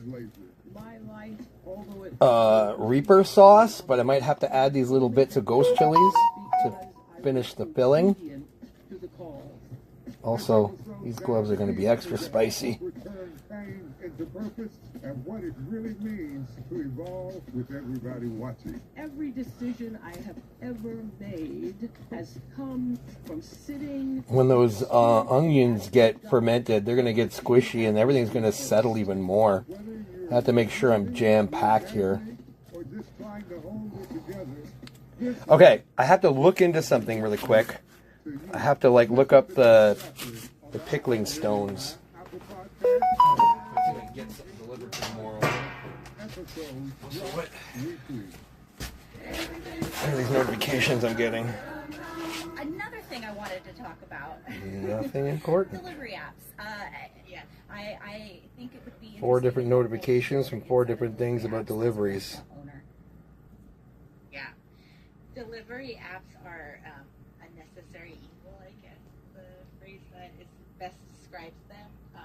You know, the reality is, I myself included, certainly. King Charles turned 77. I forgot that there's like a king now. Like, legit, no one fucking cares. We don't have the staff or infrastructure. And these delivery apps are like, hey, I'm here. Okay, I will BRB. It's very expensive. Oh, I need a tape measure. I shouldn't say 20% is like the Chipotle McDonald's. They're doing 20% net profit. So at the end of the day, So that is a small restaurant is like maybe 10 to 5. So it's very similar. like just under 4 inches. And so when a delivery 4-inch. a certain amount off of the top, plus they charge a fee to the customer, I mean, it puts us in a position where it's like, well, what else are we gonna do? Plus, you don't get tips for your employees. Right. Yeah, it's so funny. I got a call the other day. No, that's not happened. What happened was, on a ticket, somebody sent in an order and it automatically prints to our kitchen bin, and customers can leave notes like, you know, salsa on the side, whatever. This guy writes, please don't put, please tip on the bag this time. And I was like, what is he talking about? We would never write, like, please tip on the bag. Yeah. And so I called this customer and I'm like, hey, what's going on? And he was like, the last time I ordered from you guys, you had wrote on the bag, please tip. And I was like, hey, that's not, you know, even if you had tipped, it doesn't come to us. It goes to your driver, so that's not something we do. Like, I'm so sorry that happened. I'm going to bring that up with, like, the delivery platform, because, the drivers have access to the food. There's like pens in the bag. Yeah. Yeah, exactly. It was like, but it was like, this guy wrote like, please tip on the bag, and it reflected poorly on us. But even if like the driver like took some, we don't have French fries, but like took some French fries out of like a burger place, or like dropped something, nobody's thinking like, oh, I wish John, the delivery driver, would have done better. They're immediately, I saw a meme recently that said like, McDonald's can mess up your order 1,000,000 times and you'll go back. Yeah. But an independent restaurant messes up once and you hate it, you tell all your friends, you write a review on Yelp, and you write them off forever. And it's really true. And so then the delivery drivers and the apps add like an additional layer of like something that's out of our control but hugely affects our business. So for you, you have to use a delivery app, especially right now. You know, yes. And it's also, in a way, can be considered advertising, I guess, because you've got people just scrolling and maybe they get sparked by an idea. But it's just such a tough decision to have to, pill to swallow, I guess is a better way to put it. Yeah. Are there apps that are better than others for the business? Great question, Jamie. Yeah. So what's happening now, there used to be like exclusivity deals that you can make, and so, you know, if you agree to only be on Uber Eats, they'll cut you like a little deal and they'll take care of you. What's happening now though is every app company is buying another. So now Uber Eats has got Postmates, Caviar just got bought by DoorDash. So that the exclusivity deals are not a thing anymore. The customer service isn't great for any of the apps. I'm trying to think. Probably Uber Eats has the biggest infrastructure, so everyone is very attentive to me when we're first signing up with them, and then like the moment we're signed up and the contract is signed and the money's coming in, it's like crickets. Like I'll be like, hey, this huge issue is happening, and it's like crickets, like nothing. There's no support for. I mean, we're on Caviar right now and Postmates. I don't know if I'm allowed to like say the names, but you're fine. We're on Caviar and Postmates right now. Free advertising. There's another restaurant. Yeah, there you go. There's another restaurant I run called Tiago. They're on all 4 of them. Uber Eats has like the best customer service, you know, marginally, but it's very, very, very poor customer service. Did you say you own Tiago? Yeah. Tiago is one of the restaurants that I'm a minority owner and operator. I love Tiago. Oh, I'm so happy to hear that. love your roasted sweet potato tacos at your downtown spot. I mean, you don't get like I've seen sweet potato tacos before, but like the roast of it all. I'm getting that very soon. Yeah, roasted sweet potato tacos. And there's some. I'm trying to remember what the other ingredient in there is. That's just like it's a potato. Brittany knows. There's there's something else in there. I'm like, there's like something fried in there. I'm like, trying to remember what. Well, so it's sweet potatoes on almond sauce that we make. There's fried corn in it, which is like the crunchy. Corn is my favorite food. Yeah, it's delicious. Yeah. So it's kind of like it's more like a corn nut. I'm like salivating thinking about this. What's the best way for us to support restaurants during this time? Then would it be ordering directly and showing up for takeout? Yeah, definitely. I would say ordering directly, just calling the restaurant or placing it online if they have like an online portal that's not Postmates, DoorDash, Caviar, Uber Eats, etc. Ordering directly is always super helpful. Buying merch, buying gift cards for like friends, someone's birthday's coming up for the future. Posting, if you do go there, like posting and having like. At the same time, I'm super aware that we thought Dan had COVID for a second and we were on lockdown and I didn't want to take one day, so we had to order out because it wasn't ethical to leave. Yeah. And so I understand, and I would just say, when you order out to order a lot. So. Yeah, make it a couple meals worth. Like place an order. I kind of try to do that when I cave and cave. I've done way more postmating, caviaring than I ever have in my life. But like you said, it's kind of a necessary evil right now. But I'm also being very conscious whenever possible to order directly from a place and go and pick up. Also, a thing that I've noticed, I don't know if this is an option for your restaurant, but there are a couple of restaurants on Caviar that, if you scroll, have a $5 tip for your staff that you can add to your menu. So, you just go down and getting these bagels or whatever, and you add the $5 gratuity that goes directly to the restaurant. So you can tip the driver and the restaurant. You tip your driver, you just add $5 to your bill that goes towards gratuity.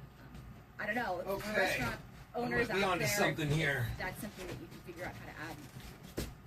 I try to do that. There's some that are like not surprising that get the lack of communication.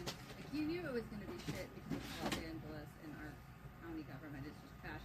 But like hearing that you're getting the same information from a terrible Garcetti press conference, which are, by the way, some of the most painful things that I've ever seen, and not getting any kind, and like honoritism is just such a failure on the city's part. Yeah, and there's so many, like something I struggle with, I try to really be understanding that like everyone's doing their job and doing the best that they can and like that, all that stuff. But there is this level of like, it's really hard to describe what it feels like when you hear like the Garcettis of the world, or even like the Nancy Pelosi's or the Mitch McConnells talking about like the federal government, talk just like saying like filler BS, and I'm just like I get that they're doing what they're doing because they want their political career to survive, and there's a lot of context and stuff, but like I feel like it's the time to like put that bullshit aside, because people are just like at the bare minimum just trying to survive, not even like my career to survive or like okay, I gotta check a couple of things. Like literally people are trying to stay in their home, people are trying to pay their bills, and like concerned that like there's mountains that there's no help from, and like they're fucking worried. Sorry, I don't know. So if I cut that at a certain height, that will go down. I could potentially use that. This might work, although it will allow some stuff to come up. But I could put a glass weight inside this to hold stuff down. I don't even like. Is this inside? Yes, it is. Like, if I had my restaurant in a pipe. So I have these half-gallon jars that I can like put these other airlocks in if I really need more, which I don't think I do today. Not today. It really bothers me, like, because I'm like, cut the bullshit. Like, how are you gonna help me? Because like, honestly, that's all. Okay, so I believe me and my staff. I've got a and good everyone solution all here over it, for staff the are canning having weight. shots. People in Eric Garcetti's orbit, the people in Nancy's I'm very orbit, happy about they this. all have their shots. Like, It's the first time I ever used done a canning like this large. and like losing their jobs and It's a losing things. full gallon jar. They're losing their homes, and if you don't see it happening, like I guess that's why you're not doing anything about it. But like, it sucks. So like they don't care. It's infuriating. I mean, it's like they don't see the humanity of it all, and it's like I don't care about your There's a campaign. real disconnect between the politics and their image, Policy. and policy. Yeah. But it's true.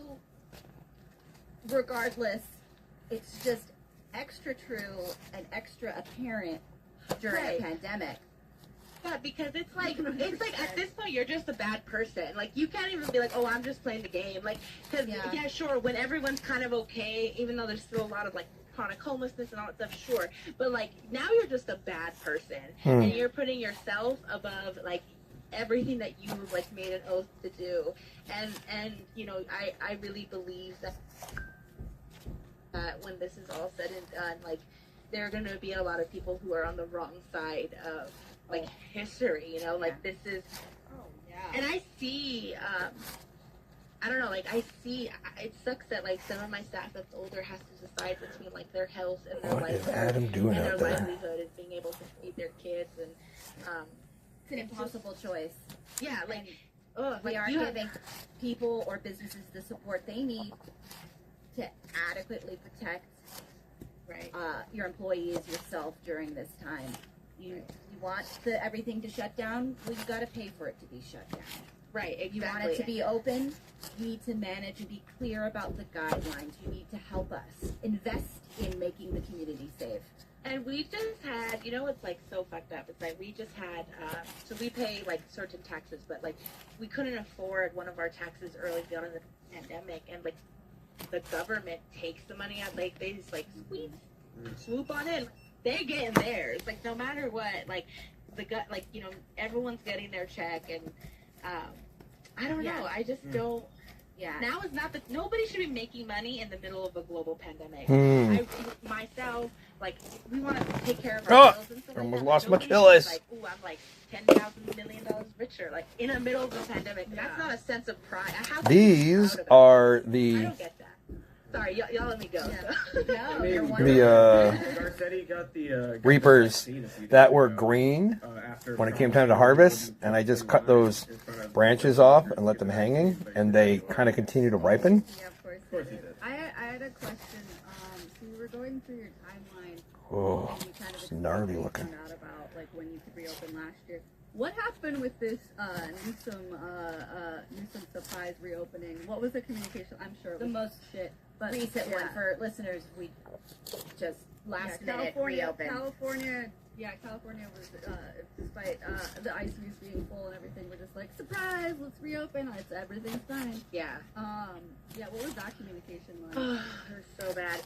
So from my experience of it was, I same thing. I got a message saying like, hey, I'm hearing from Newsom's office that there's a big movement for recall Gavin Newsom. What's going on, and you know, he's starting to fold under political pressure, so he's going to open the state. And so when I found out that, I was like, look, I'm sure there are other counties that are like doing much better than LA because we're so densely populated. And the LA county's not going to open. There's no way. Again, same thing. Trusted again, like a fool. And so we got the green light to open on the state level, and we were waiting for the county level, which, like, again, it was like Facebook groups knowing. Man. It's like Facebook is, you know, for better or worse, I guess, is another one of those. But so we saw another. So this is all of my reapers, including the smaller ones from the smaller plant and these ones that were unripe when they were picked. I would like to have done separate ferments just to have cross testing. Yeah, it was like really insane. But like honor system, you guys are gonna be safe. Yeah.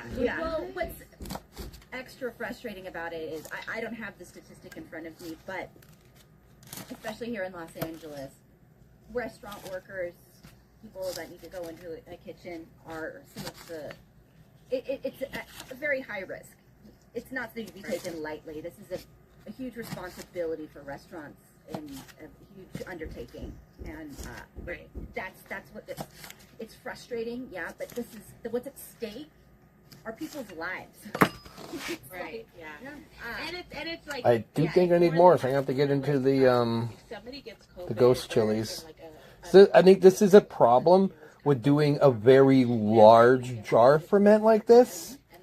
Is there's so much vegetable matter as it ferments, it's going to get squishier and possibly settle more. And because there's so much, like, let's say 1 inch of material will settle 1/8 of an inch. And because you have so much more of it, you're going to settle like 1 inch, which is a lot. You wouldn't have that much settling in a smaller jar. So this is a really hard thing to monitor.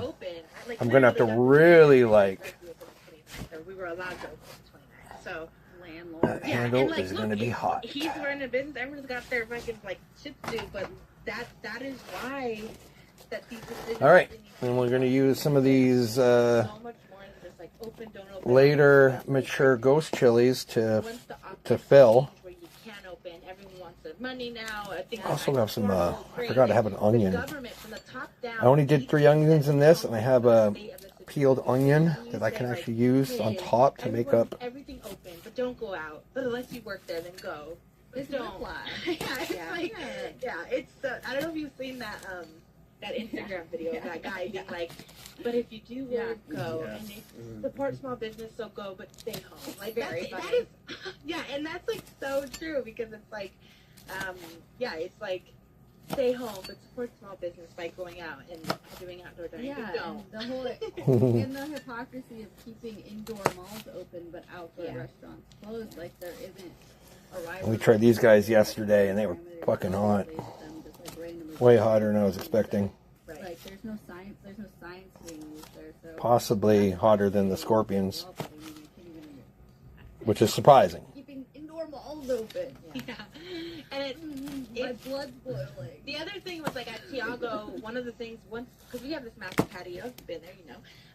So one of the things I was like, talking to Dan about doing was that we would do like a yoga class outdoors because you're allowed to do a yoga class. Oh, right. But you're not allowed to do outdoor dining. So it's like we just sell coffee and then we host a yoga class outside. And he was like, is that allowed? I was like, that's totally allowed. Like you can host a yoga class in your patio, but you can't. And I get it, like maybe it's like the mask taking off thing, I don't know. But like, I was like, this is like the most brilliant idea. But, and the other thing is like, we're R&Ding for this new restaurant. And so what I'm seeing, what I see a lot is like, we're kind of in a bubble, me and my one chef. And because he's like single guy, so it's just really him, us, and Dan. And we're like, there's nowhere to eat. Let's eat in the car. We're like in close proximity, so it's fine. But like, how many other people are like, oh, we can't eat outdoors. Let's go eat in the car. Let's go eat at my house. Right. Let's go eat in, like if you take away the options. Right. And we were like sanitizing like crazy. We were like contact tracing. We were, hey, you need to put your mask on when the server approaches the table. Like, at least we were doing that. And now you have them at home where it's like willy-nilly laws and everyone's indoors and using the, you know what I mean? It's it didn't make a lot of sense. I'll tell you that. Yeah. Well, Brittany, we really, really, really appreciate. Holy fuck! This is work, or at least time consuming. Yeah. One last time, plug your restaurant, promote your stuff. Yeah, so we have Gorilla Tacos, which is in downtown. It's like tacos. We have Gorilla Cafecito, which is our like breakfast concept, which is right next door. We have Tiago in Hollywood, right by Runyon Canyon. And then we're opening a new restaurant this summer called Gogo's Tacos. So a lot of tacos. But I mean, there's so many. I wonder if a large jar would ferment at the same rate. Like, will this be ready in 2 weeks? Or Listeners or anybody that's hungry and eats out is to do your best to actively order from independently on restaurants. I love a good Shake Shack burger. I love a McDonald's fry as much as the next person, and an In-N-Out burger. But like, if you can actively go out to a restaurant that is small, independent, mom and pop, like that does so much for the restaurant, so much more than it does for Shake Shack. I promise you. Yeah, that's a really good point. And post about it. Yeah, I always get weird when I'm posting stuff online, like pictures. I get self-conscious on Instagram, but it truly has opened my eyes and shown me new places that I want to support. Yeah. And it's helpful.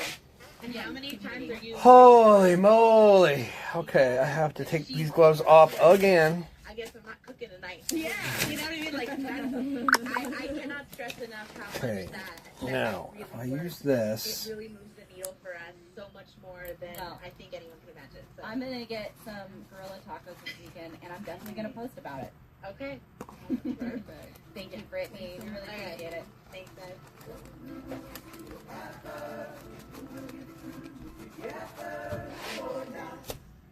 In the heat of battle, your squad relies on you. Don't let them down. Unlock Too late. game tech I let them down. Dominate every match with next level speed, seamless streaming, and performance. Adam! The roof is on. Gotta, where's it? I need to wipe this. Oh, it touched me. It touched me. I don't have burning skin. I'm trying to make I have glass weights for mason jars, but I don't have any for this big gallon jar. So I have to like make one. I'm almost done. This is time consuming. Yeah, been at it all day. Yeah, and yesterday too. I was at it last night till 10. So you're saying the roof's all done now? What was all the banging I was hearing?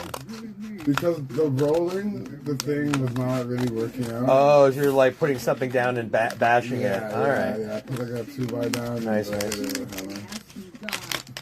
And that worked great. Yeah, good. Actually. Because the rolling thing, it just, if you have like a small roll, like an actual whatever, like a J roller with the hard thing, whatever. Yeah, I like we have a rolling pin, but we need that for cooking. But I think somewhere packed up still is an old rolling pin, and that might have actually worked. I have no idea where to fucking find that. Financial markets can be hard to spot. Okay, look at that. That's fucking amazing. And I'm gonna put a glass weight on top of that, and that's gonna like, yeah. So we gotta keep everything submerged. So like this kind of canning, you have a probiotic. It's a salt brine, and only probiotic, like sorry, not just probiotic, but like only certain bacteria can survive in the brine, right? And that's the ones you want to promote to do to eat away at the sugars and do whatever and do the fermentation that make it the pH. They alter the chemistry of everything, and they make it the pH so that it's like stable, right? But any vegetable matter that sticks up out of the brine can still grow mold and other stuff on it, which is like around in the air, right? So it's That's like, why you want to put the thing way down. So yeah. So like if you looked at the other ones, like I have where are they? So like for the wide mouth masons, I have these weights that sit inside, right? And I have smaller ones for the. Oh, is this a wide mouth? No, that's a small mouth. So I thought I was going to end up getting up in the multiple jars, but this big jar is just soaking them up.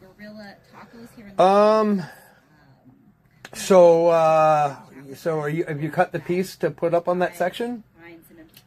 Behind? No, not yet. You told me to get you before. Right.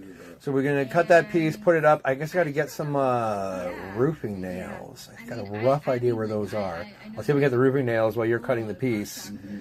I'm live streaming still, this whole process. Don't know why, but I am. Is the same communication they gave. Is anyone even in the chat right now? Certainly not. Beats the shit out of me.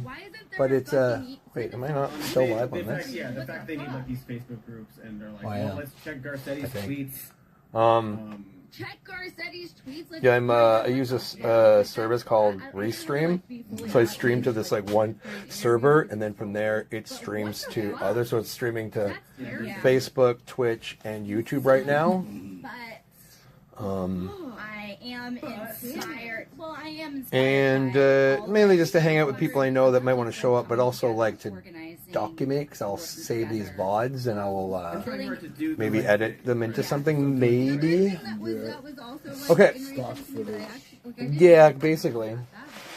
Take like 4 or 5 hours of footage and make a 3-minute video. No, it's really bad. I mean, in my head, I was like, oh, all right, I need a hoodie. It's criminal. We will be doing an episode in the future. Probably over there. More about all right, let's head down. So go get that cut.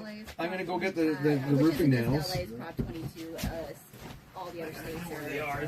They're all taking the shot cue from that. But that is for a future episode. I think that does it for us today. Our thoughts are with Robert. We miss him today. But we are really, really, really grateful for this community that you guys have built with us, and I know he really appreciates it, and so do we. Yeah. But we will be back next week.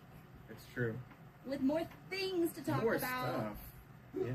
Guys, you can follow Katie at Katie Story. You can follow Cody at Dr. Mr. Cody. You can follow Robert at Right Okay. You can follow this very podcast at First Year Pod. And I'll be back next week for you.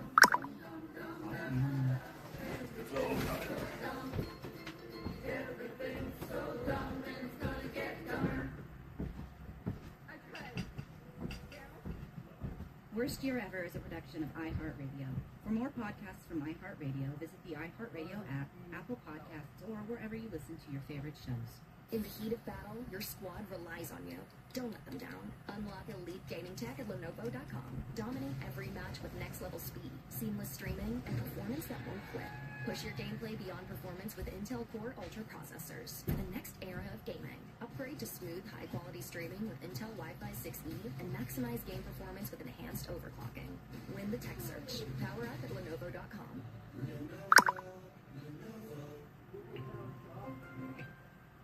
What do you get when you mix 1950s Hollywood, a Cuban musician with a dream, and one of the most iconic sitcoms of all time? You get Desi Arnaz. On the podcast starring Desi Arnaz and Wilmer Valderrama, I'll take you on a journey to Desi's life, how he redefined American television, and what that meant for all of us watching from the sidelines, waiting for a face like ours on screen.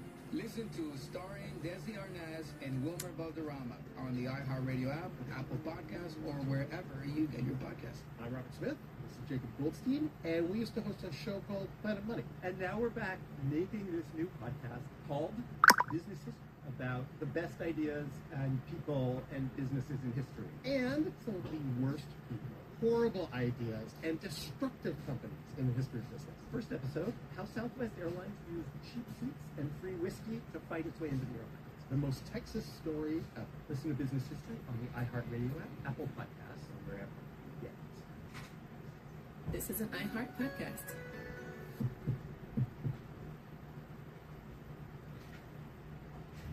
Breaking Bad. Drugs, alcohol, trafficking of people. There are people out there that absolutely know what happened. Listen to Paper Ghosts, the Texas teen murders, on the iHeartRadio app, Apple Podcasts, or wherever you get your podcasts. I'm Robert Smith. This is Jacob Goldstein, and we used to host a show called Planet Money. And now we're back making this new podcast called Business History, about the best ideas and people and businesses in history, and some of the worst people, horrible ideas, and destructive companies in the history of business. First episode, how Southwest Airlines used cheap seats and free whiskey to fight its way into the airlines. The most Texas story ever. Listen to Business History on the iHeartRadio app, Apple Podcasts, or wherever you get it. What's been in my Shapiro's? Did we do that already? Have we done that already? I don't think we did. Not enough if we did. Not enough if we did. This is Behind the Bastards, and you know what that introduction means. It's another Reading Ben Shapiro's Marvelous Book episode. Ooh, baby. The episodes that everybody loves except the people who hate them. The talented Mr. Shapiro. The talented Mr. Shapiro. Talking about Benny's book, True Allegiance, which I think I can say is like if the Quran and the Bible had a baby. And then that baby fell off of a ski lift and hit its head on a pile of rocks several times. And then that baby tried to join the military, but was told no because it had too much of a history of severe head injuries. And then that baby tried to write a screenplay about joining the military, but then that screenplay was turned down for being terrible. And then that baby became a right-wing grifter for, 20-something years, and then wrote a fiction book. It would be True Allegiance. That is Ben Shapiro's background, isn't it? That is Ben Shapiro's background, That's yes. his origin story, if you Famed will. ski lift accident survivor Ben Shapiro. Every word. That's why he cares about that so And much. that's why he stopped growing. Okay, that's me. I think we've all established that you can't be mean to Ben Shapiro. I did. But I didn't. But I did. Anyway. Yeah, it's fine. It's where we are. He's the result of starting to be a conservative pundit at age 16. Yeah. Perhaps the only thing, I'm just going to say it, the only thing 16-year-olds should be allowed to do is join the Marine Corps. And drink alcohol. And drink alcohol. Just those two. Yes. We shouldn't even let him go to school. Yeah. Yeah, no school and nothing like that. No. Just drunken. We don't need him smart. Drunken teenage Marines, yeah. You want them wasted. So we're back. We're back talking Benny Shaps and his book. We ended with Combat General Brett Hawthorne talking to his friend, the token Muslim who isn't a terrorist, and I think the only Muslim who's not a terrorist that we meet. I bet he's the only tall one, too. And now we're moving to a President Prescott chapter. So when we last left President, he just had his 9/11 moment, cruelly wearing a windbreaker in a disaster site. Yeah, cruelly. Now, all right. You have got to be kidding me with this, Mark Prescott said. His eyes bulged. His face had turned beet red. I'm trying to hold the country together, and you're out there fucking supporting the enemy by targeting Muslims? How am I supposed to counter the accusation? Oh, good, he's talking to Brett Hawthorne. Excellent. So if you remember earlier in the book, Brett Hawthorne forced people to illegally use racial profiling, which did not work or return any usable intelligence.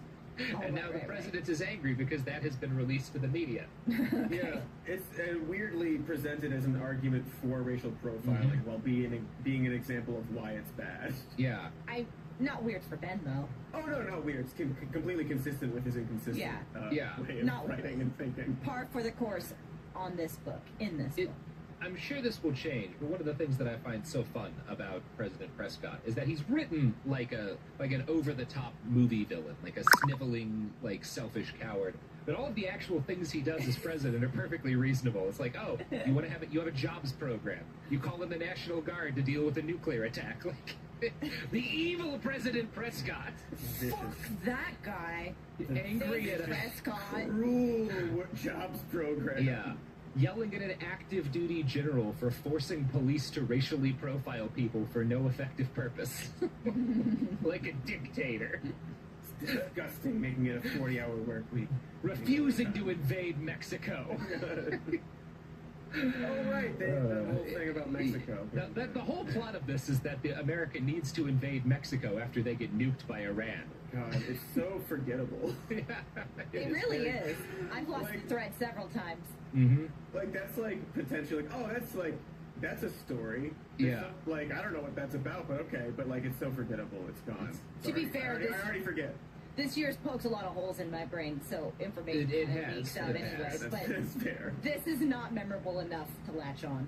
No. The only thing that's memorable are the characters themselves. Yes. Like Combat General Brett Hawthorne, who, as this chapter opens, is sitting on the couch, watching the president rage at him. Oh, good, we've got a real classic Ben Shapiro sentence here. All right, let's get it. How many commas? How many commas? So many, Sophie. On the way to the hotel, the Secret Service agents had been utterly silent, semicolon. They refused to answer any of his questions, give him any information at all, period. Hate it. You gotta do that again. Say it one more time. On the way to the hotel, comma, the Secret Service agents had been utterly silent, semicolon. They refused to answer any of his questions, comma, give him any information at all. So That's not even a full sentence. There's so no ridiculous. No. On the way to the hotel, comma, you don't need a comma there. No. On the way to the hotel, I'm sorry, I don't need to. And it's all of the it's basically two incomplete sentences that he'd stitched together into one, still not a grammatically correct sentence. And the only thing he's getting across, on the way to the hotel, the Secret Service agent said nothing. Bam, like that's the point. You know, the last bit doesn't conclude. That's the kind of comma use that you're supposed to have exercised around grade 3, 4th grade. You know, I think when you're doing your little grammar workbooks. I mean, I think the they conclusion circle it here and put a line through it. Is that we need to criminalize comma usage. Ban the comma usage too. Yeah, absolutely. It's very clear. He's like, I know that semicolons exist, therefore I'm going to replace all periods with them. With semicolons. Anyway, it is fun that Ben has the same attitude towards ending his sentences that the United States has towards ending the war in Afghanistan, which is never do it. Telling. So, the Secret Service doesn't answer his questions, but Brett figures out they must have picked up Hassan. How else could they have found him at Omari's? Who's that, like, guy who's the big Muslim? He's, like, leading CARE, right? The anti-Islamophobia charity, but in this, they're working with the terrorists. Oh, yeah. Yeah.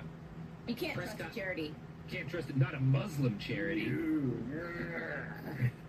Prescott continued to yell, I elevated you. I made you. I saved you. And this is how you reward me?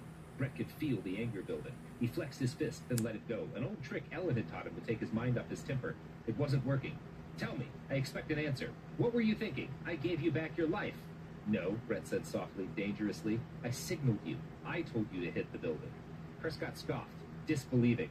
You can't be serious. You wanted me to start a war with Iran, after Iraq, after Afghanistan? We just finished pulling the troops out, for God's sake. We got you, didn't we? That wasn't the goddamn point. So again, this guy's the bad guy for not wanting to start a new war. Also, I just can't believe him. Yeah, I don't think you need to add the word disbelieving after using the verb scoffed. Yes. You could. That's another classic thing that you should get over in 7th grade creative writing. Is like, okay, he scoffs because he doesn't believe them. You don't have to tell us that. It's like saying he said speakingly. Yeah. Like, he spoke wordingly. Yeah. Wordingly, yes. Yeah. So they argue about this for a while. Prescott's like, I could kick you out of the military, yada yada. Brett says, go ahead. I'd love to tell the press just why you did, because you couldn't keep this country safe. You weren't willing to make the tough choices, like invading Iraq. Keep the country safe. Yeah. By escalating military action. So the president threatens that if he doesn't keep his mouth shut, he'll have federal charges drawn up against him for violating that imam who's a terrorist, civil rights. Because Ben thinks civil rights are a bad thing as a general rule, I think. Yeah. Made things worse. Yeah. And Brett tells him, like, hey, Mr. President, if you'd listen to me, all of those people who were blown up in America would be alive today. Prescott reached down to the coffee table and picked up the remote control. He flipped the channel to CNN, where the anchors continued to gush over Prescott's big speech. General, he said, I can afford a few public relation hits right now. Rally around the flag effect and all that. You'll be seen as an ungrateful rube looking to hit back at the man who saved you. Your time is over, General. Now get out of my sight. So, yeah. Tough but fair. I do love that after a nuclear attack on the United States, CNN's talking about the president's speech. Yeah. And nothing else. Like, no. Yeah, his tan suit, right? Yeah, they'd be talking about radiation, probably. So, are you kidding? Rachel Maddow would latch onto that. So Prescott woke from it. So I guess Prescott has a nap after meeting with the general, and he wakes up to see. Prescott woke from his nap an hour later to Tommy Bradley's face. Written across it was panic. What? lazy. Yeah. It's very just panic was written across his face or something like that. Don't why are you always so indirect, Ben? Like exactly right. Yeah. Written Mr. across his President. face was panic. Sorry, it's Yeah. bad. Yeah. So so the president gets the news that Reverend Jim Crawford is assassinated, and they're blaming it on the white supremacist group with ties to terrorist mama, who's Soledad, our our Cliven Bundy but Latino woman.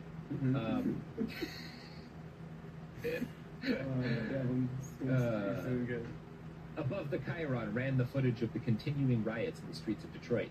Then the anchors cut to some strong-jawed young black man named Levon Williams. They billed him as protest leader.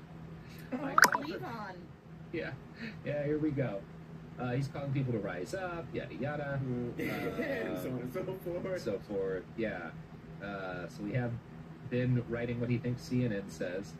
Law enforcement sources tell us that Soledad Ramirez, the fugitive wanted in connection with the bombing of government offices in Sacramento, California earlier this year, was spotted during the chaos in the aftermath of the Crawford assassination, entering the police station. Sergeant Ricky O'Sullivan, who had just been cleared in Malone's killing, is missing as well. And yeah, law enforcement's not going to tie that to... Anyway, it's whatever. Ben needs this to work. Wait. That's fine. She was seen walking into a law enforcement office, but is also missing? She was seen breaking into a police station to free the cop who killed the dead-eyed black boy. Gotcha. I know, there's a lot of threats here. Yeah, okay. This all checks out? Yeah. So the whole reason for this extended digression where he attacked CNN is because the CNN anchor says everybody's waiting to hear what the president's going to say. Prescott talks with his assistant about like, all right, what are we gonna say? Seems to me you've got two choices. One is to allocate resources from New York to these various cities. We've got governors beginning to call, asking for help from the feds. They want some of the Guard members we've brought back here in their states. President Prescott shook his head. No, bad imagery. You remember Ferguson. You put guns on the street, you might as well tell the media you're a racist looking for street warfare. Next option? We parlay. With whom? Bradley pointed at the TV. We're seeing in okay. So now the black terrorist is going to. I love when you read it because it's just like a process. Like, okay, I see what he's trying to do. Here we go. You know, I'm sure we've discussed when this book was written. I'm shocked it's as recent as Ferguson. This feels like the work of someone, a first draft you wrote in college. No, this is post-Ferguson? Right, it's like he's 17 or something. And he's been a professional writer for a decade or more when he writes this book. And clearly has not had professional editors for most of that time. It is fun to me that the Prescott's like, okay, we should talk to this Levon guy, and his assistant's like, well, the FBI knows that he's got connections to organized crime, and the president's like, yeah, so did Big Jim. That didn't stop anybody from, sainting him. Which is just like, yeah, of course all of the civil rights leaders in Ben's world are connected directly to organized crime, just like all of the Muslim community leaders are connected to terrorism. Power trip.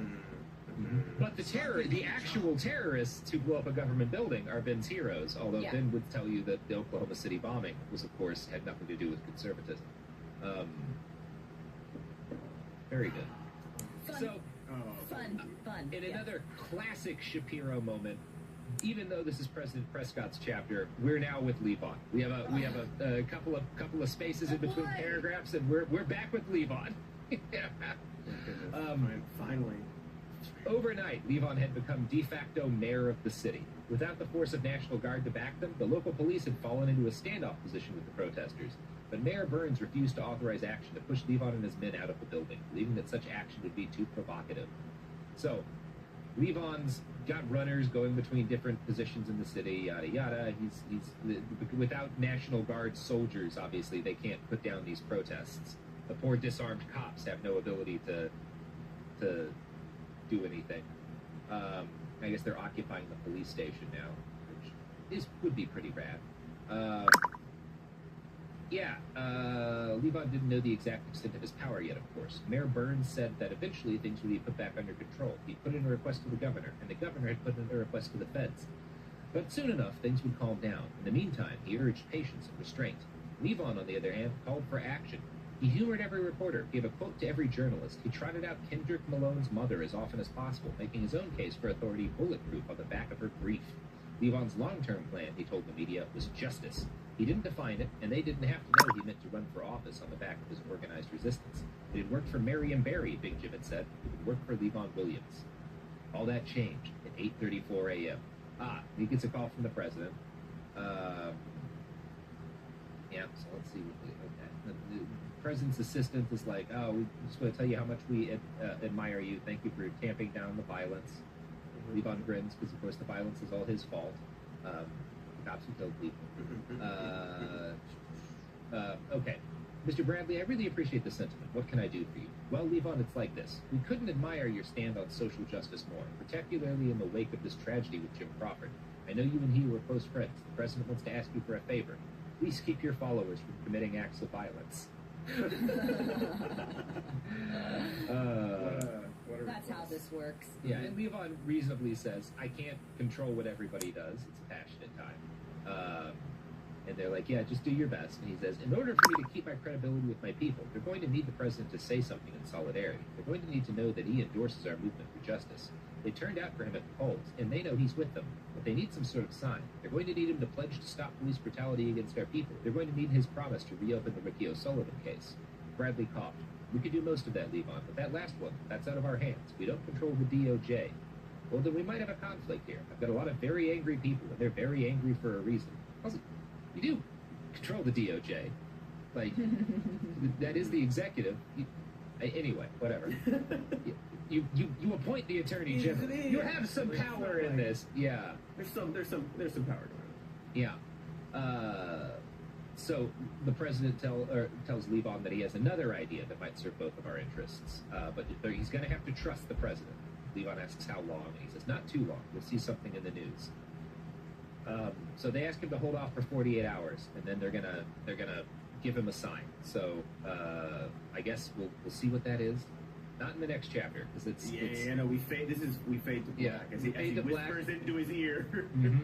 And we're back to El Paso and Ellen, who is Ben Shapiro, the general's wife, who is Ben's wife. Oh, right. Yes, Ben's wife. But unlike Ben's wife, she loves her husband. Should we take a break before we go into this chapter? That feels appropriate. You know who does love their husbands? Bombs. Yes, Raytheon loves husbands and wives. That's why it shows up at so many weddings. Heyo. Mm-hmm. Loves school buses too. Okay, this is dark. What about hospitals? Oh, such a Raytheon could not support hospitals more. Anyway, here's some ads. In the heat of battle, your squad relies on you. Don't let them down. Unlock elite gaming tech at Lenovo.com. Dominate every match with next-level speed, seamless streaming, and performance that won't quit. Push your gameplay beyond performance with Intel Core Ultra processors for the next era of gaming. Upgrade to smooth, high-quality streaming with Intel Wi-Fi 6E and maximize game performance with enhanced overclocking. Win the tech search. Power up at Lenovo.com.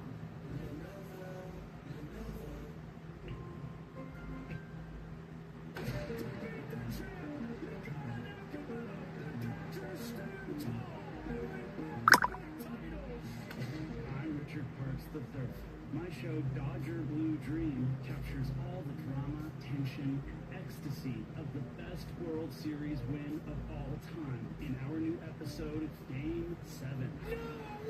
Out now.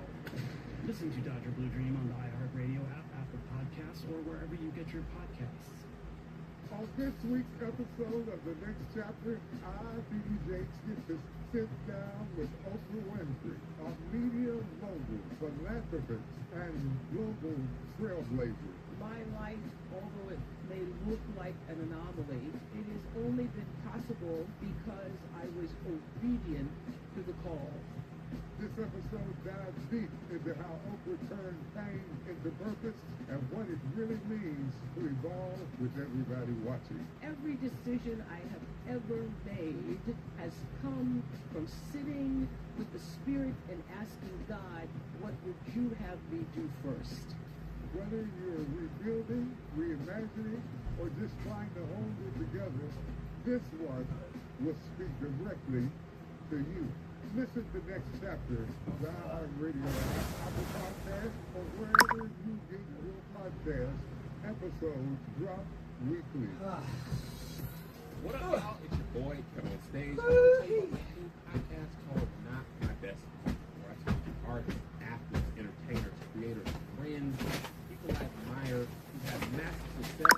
Had to quickly install a membrane. Oops.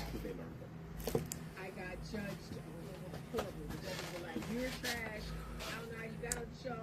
Boo, somebody had tomatoes in the basket." But if they had tomatoes, they would have told me. Stacking on the job? You mean slacking? I was outside working.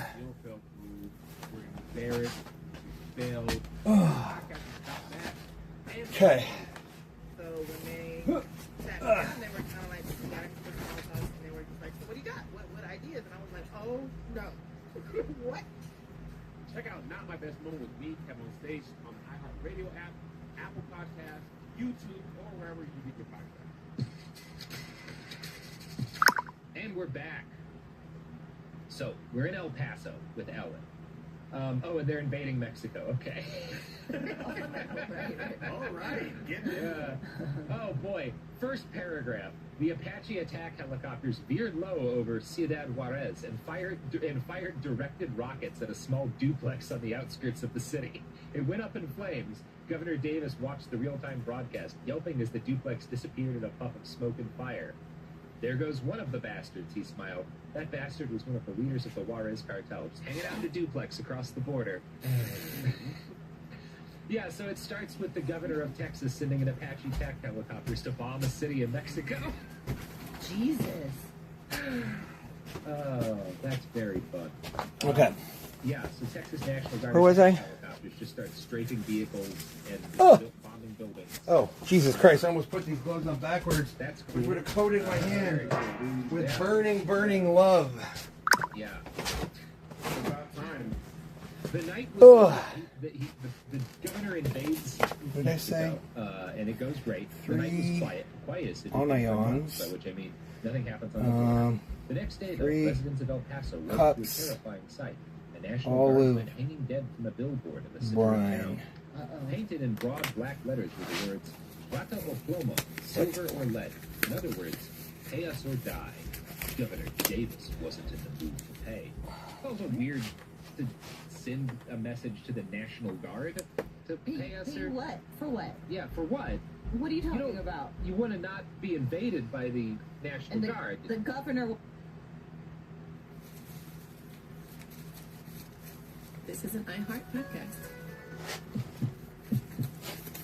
On this week's episode of the next chapter, I, TD get to sit down with Oprah Winfrey, a media mogul, philanthropist, and global trailblazer. I inside myself at 4 or 5 years old, looking through the screen on the back porch, that this is not going to be my life.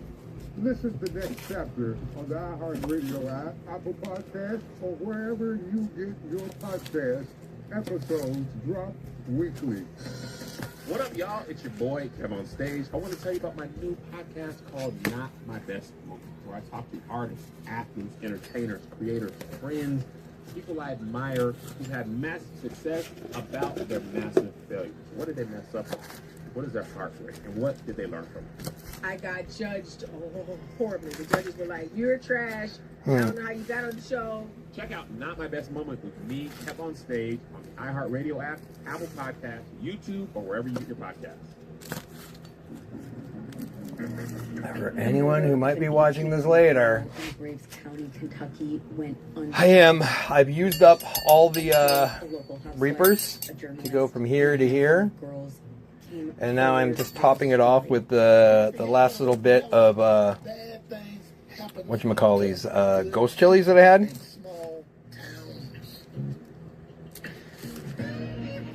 Because we want, I'm trying to pack this stuff in pretty tight because I know it will sink and compress later in the fermentation. It'll make it all like, especially the onions. Welcome to Worst Year Ever, a production of iHeartRadio. And so I don't want things to like sink and cause the weight to go too low, that pieces of food matter can come up around the sides and sit at the surface of the brine, which will cause like bad bacteria to infest and mold and what have you. And we can't avoid that because that shit's going to be in the air right now and it's going to be on this. So we have to make sure there isn't an island for it to colonize. Masculinity. My name's Katie Stoll, and this is the worst year ever. Me that way, Katie, but I appreciate it. It's just, you know, we all need to take our compliments where we can get them. I praise you, your toxicity.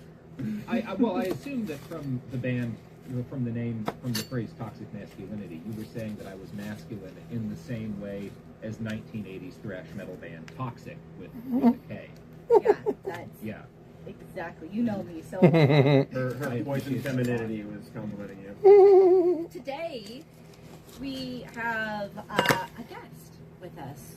We just finished recording an interview with Steve Vladeck. All this is going in. Law professor, constitutional lawyer, CNN contributor, podcaster, amongst other things. And he was gracious enough to sit down and chat with us for an hour. All about... I still have frozen chilies in the freezer from last year that I couldn't get to because of the organizing the last soy bomb gig and the eviction and the decommissioning. Glad you brought that up before we brought him So up. I will be doing some sauce experiments at some point during the holidays. By the way, Steve, you know laws are fake, right? What I love is these boys are on their best behavior while we're interviewing. We're very and then the second it gets off, they're back to their antics. Antics. Well, we're recording this intro and the conclusion after the interview that we just did. What I really respect about him and about what he is his like willingness to engage deeply and try to understand and improve the system. Even though I hate the system and the law and don't understand it and think it's made up. Everything kind of is made up, right? Except for like some very basic facts of like your heart needs to pump blood. Everything else, bones are more or less real. Yeah, bones I know somebody whose jawbone used to be his thigh bone, so even bones are now. Oh yeah, there's some wiggle room. What? Yeah, there's a lot of wiggle room. Some wiggle room. So when I like everything's fake, I guess, except for it's not, and that's kind of what he's pointing out is that like this system is. These probably have some flavor, definitely have some spiciness, but I don't like adding light colors because you get this nice red sauce and you start adding stuff to this and you get like they become like a weird yellow greeny type thing, and there's only these two little chilies. What am I going to do with them? So they're going in the compost. Okay. Now. Oh. No, don't do that. Now I'm going to get And my so weights. with that, I don't know if this weight's going to be enough.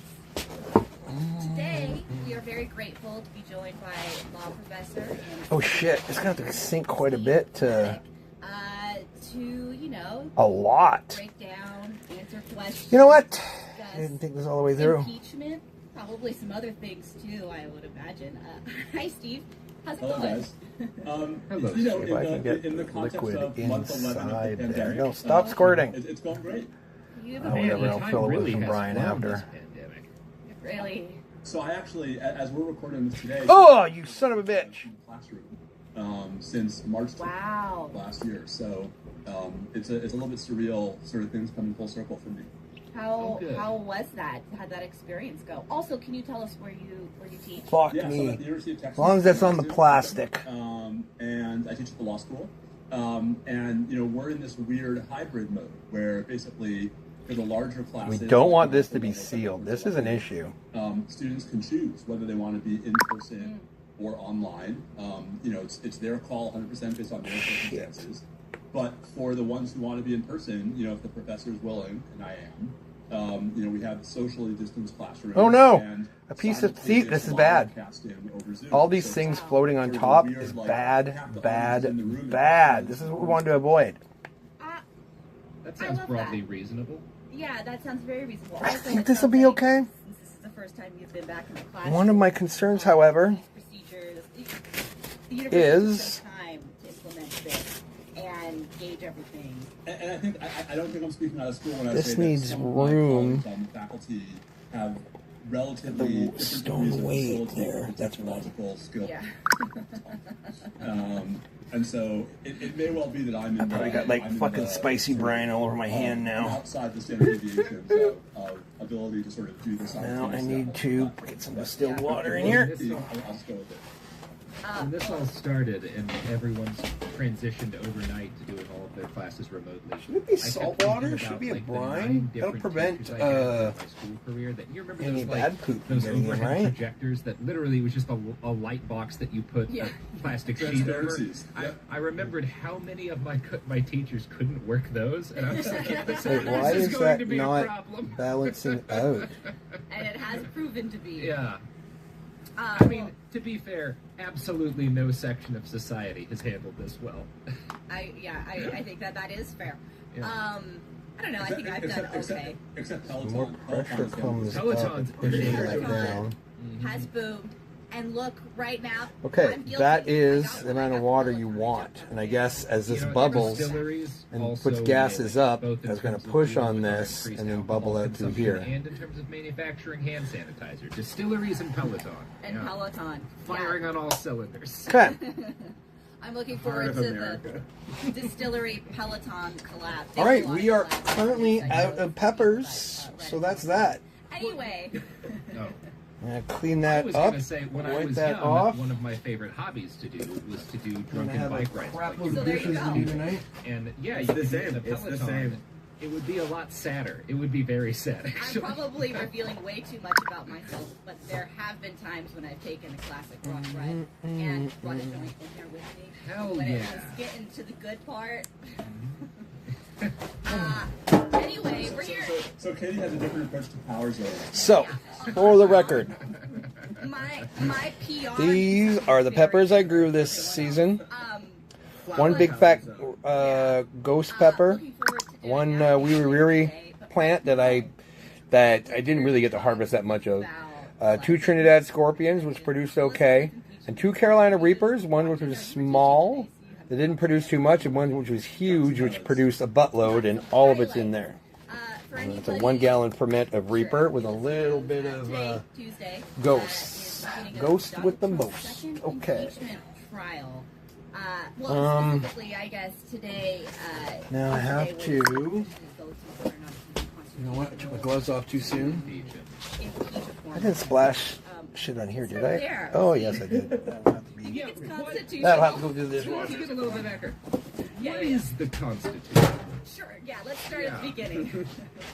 Yeah, this is the metaphysical question which is all lost in the Constitution started. I mean, I actually think we should start with a slightly different question, which is why does any of this constitutional stuff matter? Yeah. And in this context, I think the reason why that's especially important is because of a very nerdy. Oh, I did splash brine back here. On these proceedings, which is that they're not generally going to be subject to spicy. And so, usually when we're fighting about what the Constitution means, we accept, for better or for worse, that if it's really a serious dispute, it's going to end up in the courts. I've never pickled with this style of airlock and this kind of jar before. So this is new. So this will be experiment. Oh god, it's fucking heavy. Able to supervise. I mean, it's a gallon. It's probably 10 pounds at least. Right, because the dirty little secret about impeachment is that an overwhelming majority of the impeachments in American history, and all 8 of the successful ones, have been of judges. So part of why I get sort of head banging into the wall about some of these constitutional arguments. Suzanne Karst. Oh my god.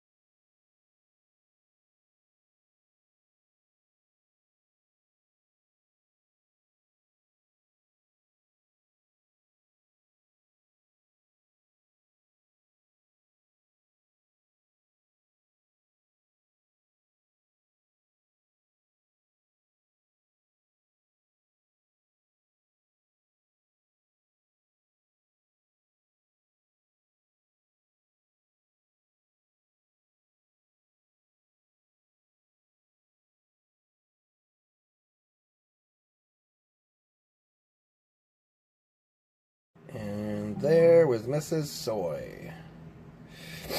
Okay. Now.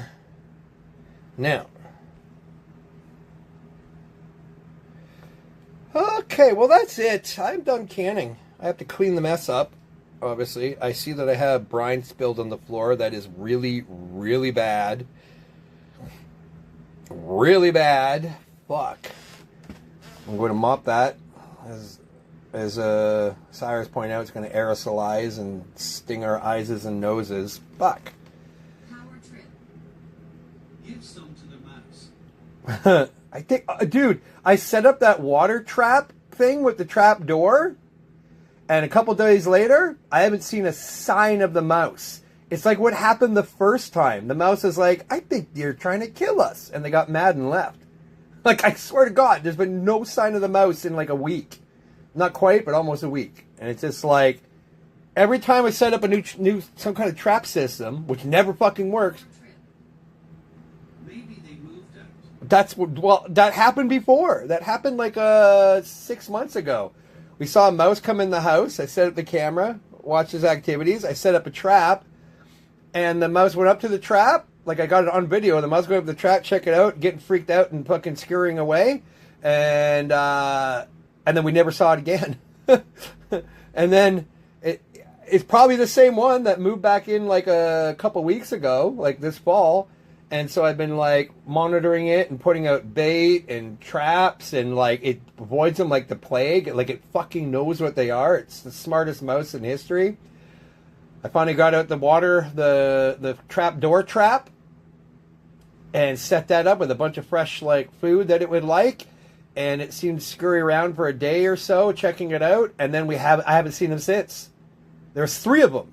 There was the one mouse, then I saw 2, and then recently I saw 3, and now there's none. It's like they fucking know. It's like, I think they're trying to kill us, and they got offended and left. It's so fucking strange.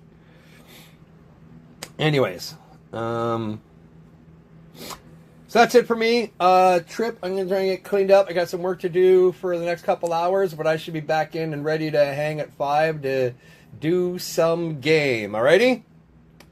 There is the saucing. Anyone who might have been half paying attention will see later, maybe on Facebook or something. There's a badass sauce. Alright, ciao for now.